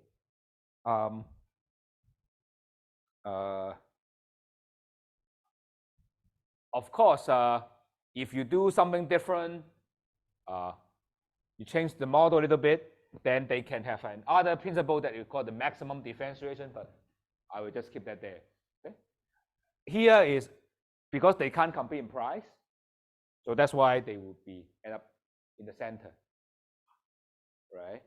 But if they can compete in price or other dimension, then they will separate. Okay. So, but I don't want to go deeper because this is very standard model. I just want to restrict ourselves to standard model because if I want to talk about this, it can be whole course. Okay, easily, right? And we are not doing marketing or things, so that's why I think it's sufficient enough. But of course, you can imagine that that's what happened. Look at competition, right? They all become very similar, right? You can look at what now the virtual bank and the normal banks. What's different right now? No different, because all go to the same, right? Because usually the virtual bank is having high interest rate, much more easier, everything is more convenient. Then no different, right? Look at the now the MRT, right? The subway. You can use before. Paying is very difficult. Only Autopass, right? Now you can use Visa, you can use QR code, you can use many things, right? And because they all go to the center, to the same thing, doesn't make no difference. Okay. So I'm not going on to detail, but this is I want to mention several names: oligopoly, hoteling, so that you know that how you solve Nash equilibrium. Okay, it's not going to make you expert on competition. Okay, but just telling you illustrate what Nash equilibrium is. Okay, but now let us go to talk about finance. Right, I think there's something we care. Okay, so this is what we call the bank one game. Okay, and consider a bank with fixed amount of reserve, right? And two depositors have $1 in the bank, and the bank guarantee interest rate R if they don't withdraw. Okay, and the bank only have $1 in reserve. Okay, if both withdraw, of course the bank is illiquid. Everyone only get half. Okay, let's repeat this one. Okay. If one guy waits, one guy withdraw, the one withdraw get 1, but the bank go bankrupt 0, right? And same here. If both guys wait, then they get the interest. So what is the outcome of this one? We can see that in this model, we have two outcomes. Nash equilibrium. Well, let's check. Let's see why withdraw with Nash equilibrium. It's because if player 1 from withdraw to wait, it go down from half to 0. If player 2 from withdraw to wait, same to 0. So withdraw is a Nash equilibrium. And wait also a Nash equilibrium. Why? Because wait, player 1 don't want to withdraw, right? And player 2 don't want to withdraw as well. Okay? So this explains why the crypto exchange, you see,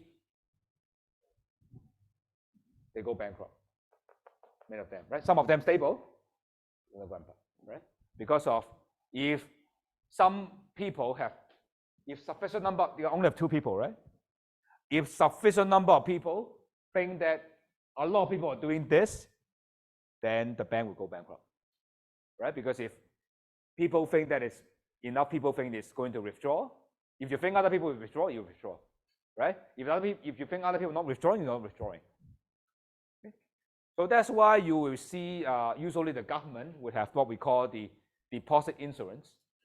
Why? Is to make sure that a lot of people not withdrawing. To give you the idea that you would think, okay, those people with less than, I think in Hong Kong, 500,000, right? Less than 500,000, then you can keep there, right? The insurance there, right? So in that case, only in the very worst scenario we end up here, right? So that save it, right? But I think the crypto exchange don't have this feature, right? Once people get panicked, then it dies. Okay? Is that okay? So that explain the. I hope that explain why this coordination game, right, ends here.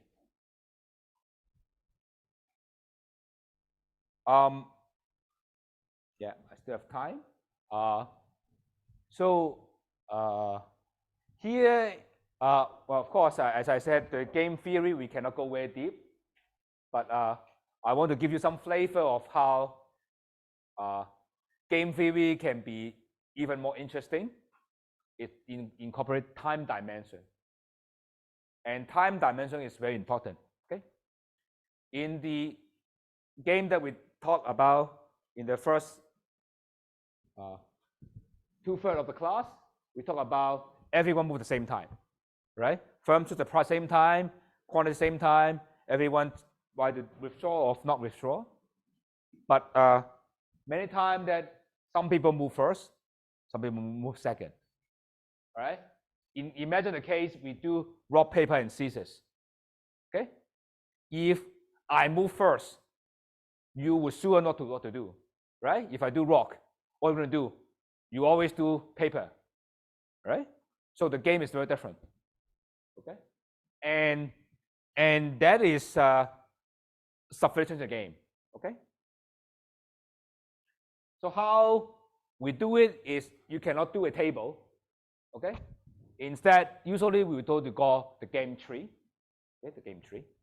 Okay, and turn out that Nash equilibrium is not enough.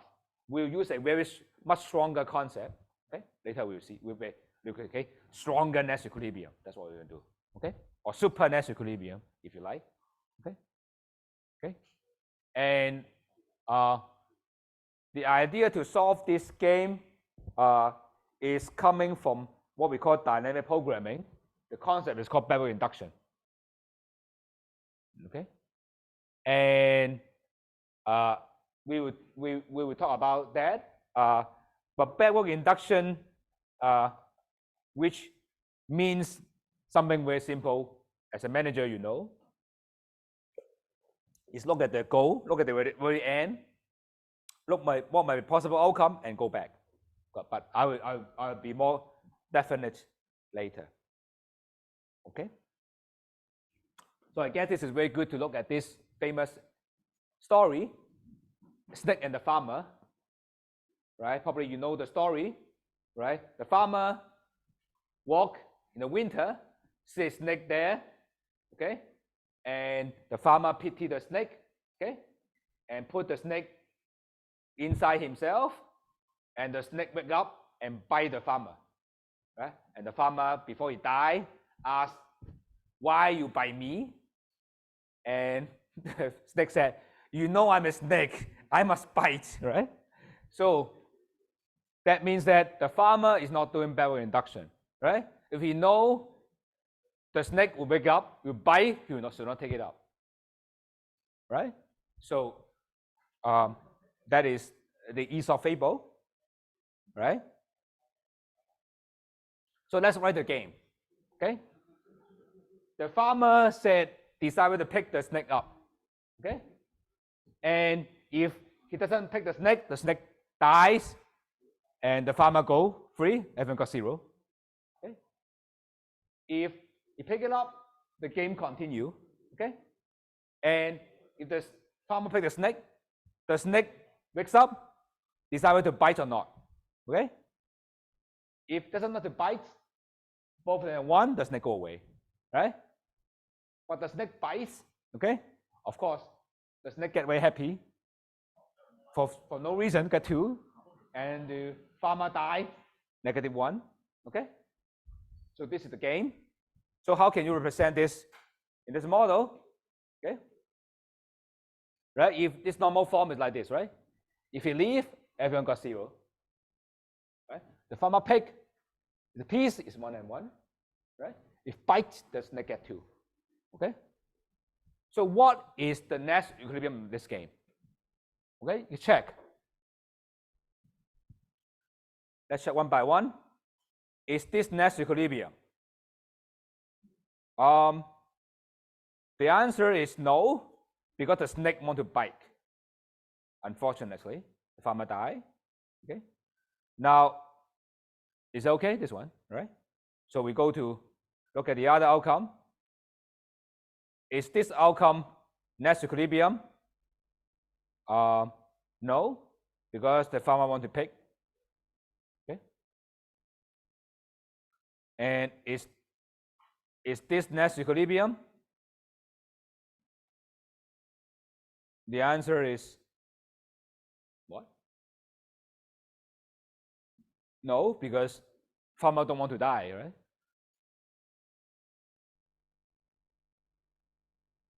And is this a Nash equilibrium?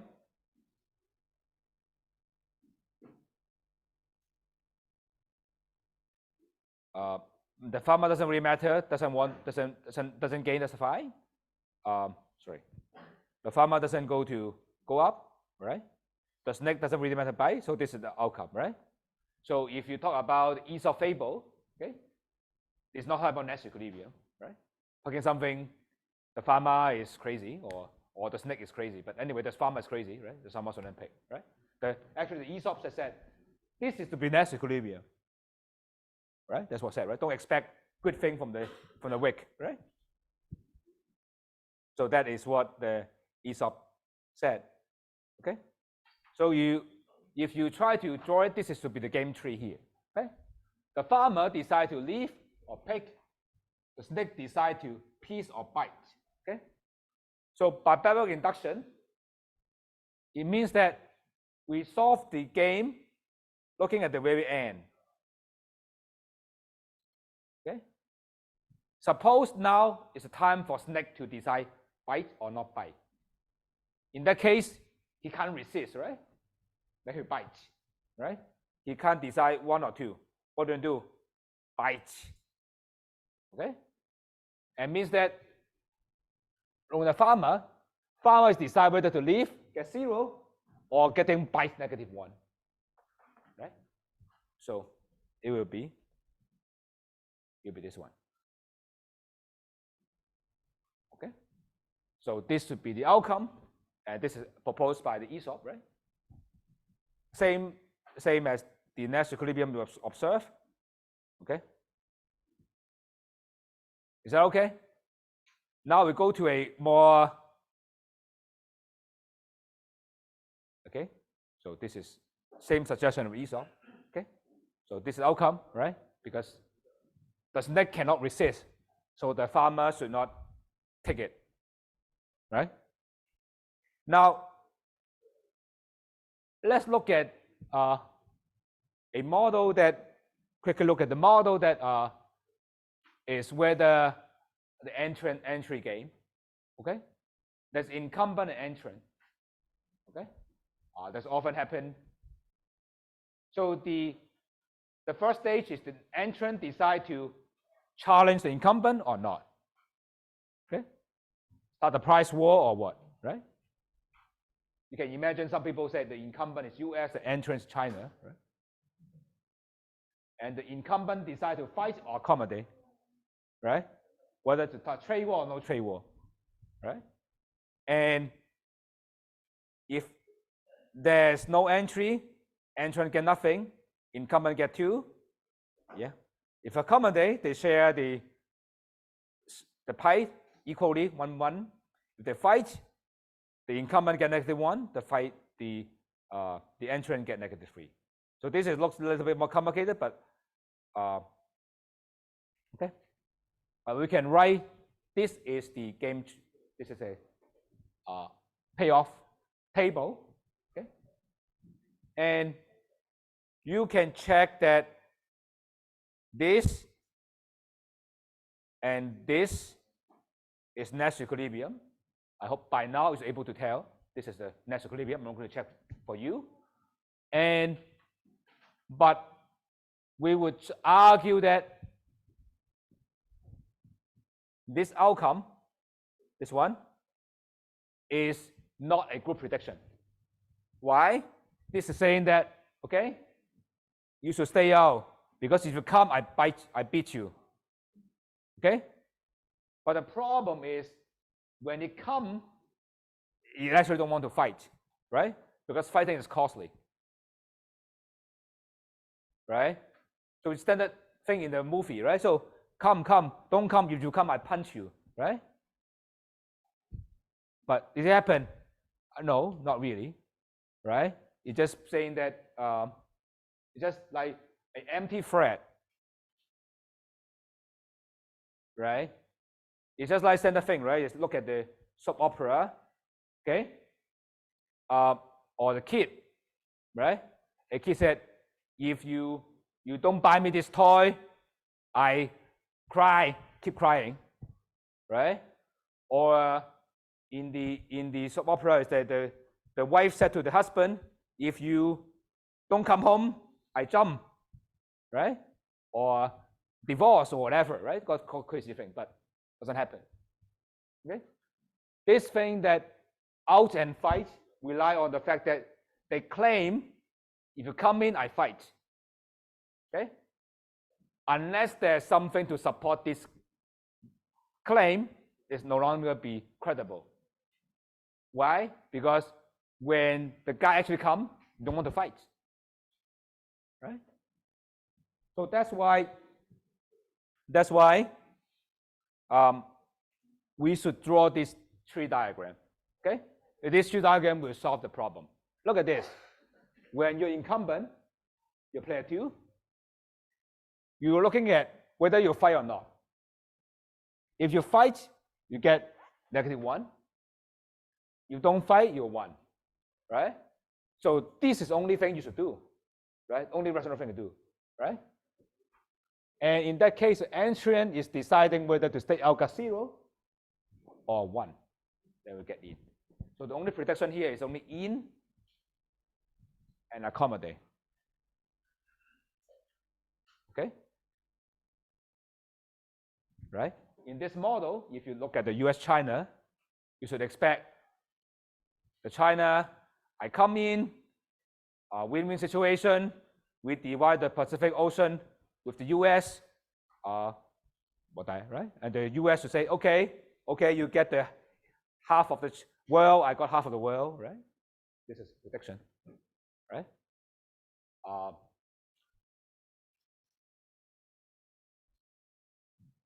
But of course, in the real world, that the incumbent would try to make sure that they want to fight, right? Try to build up a lot of military, try to actually start fighting, right? Show the muscle, actually want to fight, right? Try to do crazy thing, right? To make sure that you don't come, right? And that's what happened in North Korea, right? North Korea keep firing the missile to the sea. What is it doing? Right? Hitting nobody except the fish, right? So why? Because he want to show that when you come want to fight, right? Try to show the muscle, right? And that is what it is doing, right? Or in the old days, now it's less often. We see many people have tattoo, right? And why? Because want to show that I'm crazy, right? Don't mess up with me. Or now known because old day, right? People have golden hair and a lot of golden chain, and then yeah, that's the same.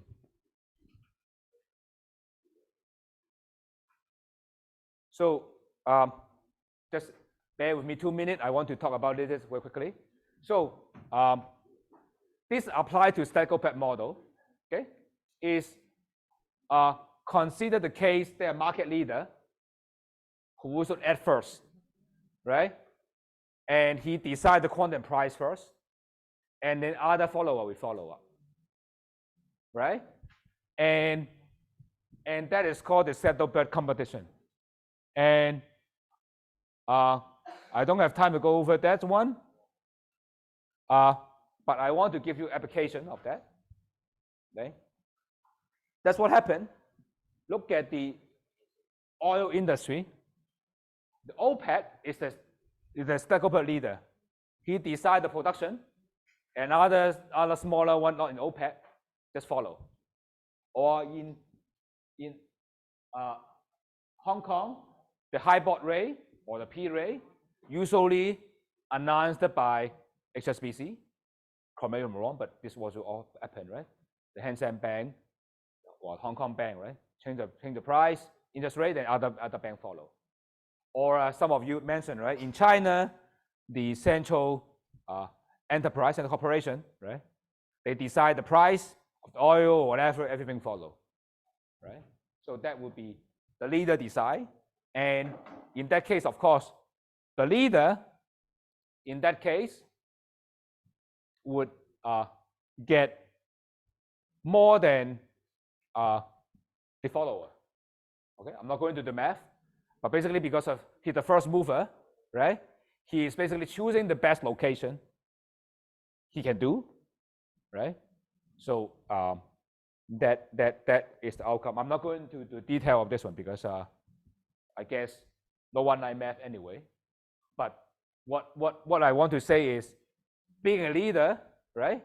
You can choose the right spot best for you, right? And that changed a lot of stuff. Okay, so so that's why when you try to understand the market, you have to see whether the market leader, then the things become very simple, right? Because the market leader decide the thing, and then everything simply follow. Okay? Probably I should end here, and I will see you next week with quiz. I will put some sample question there, but just multiple choice. Don't worry. It's open book. Not sure we can allow open. Some people ask me, can you allow open iPad or no?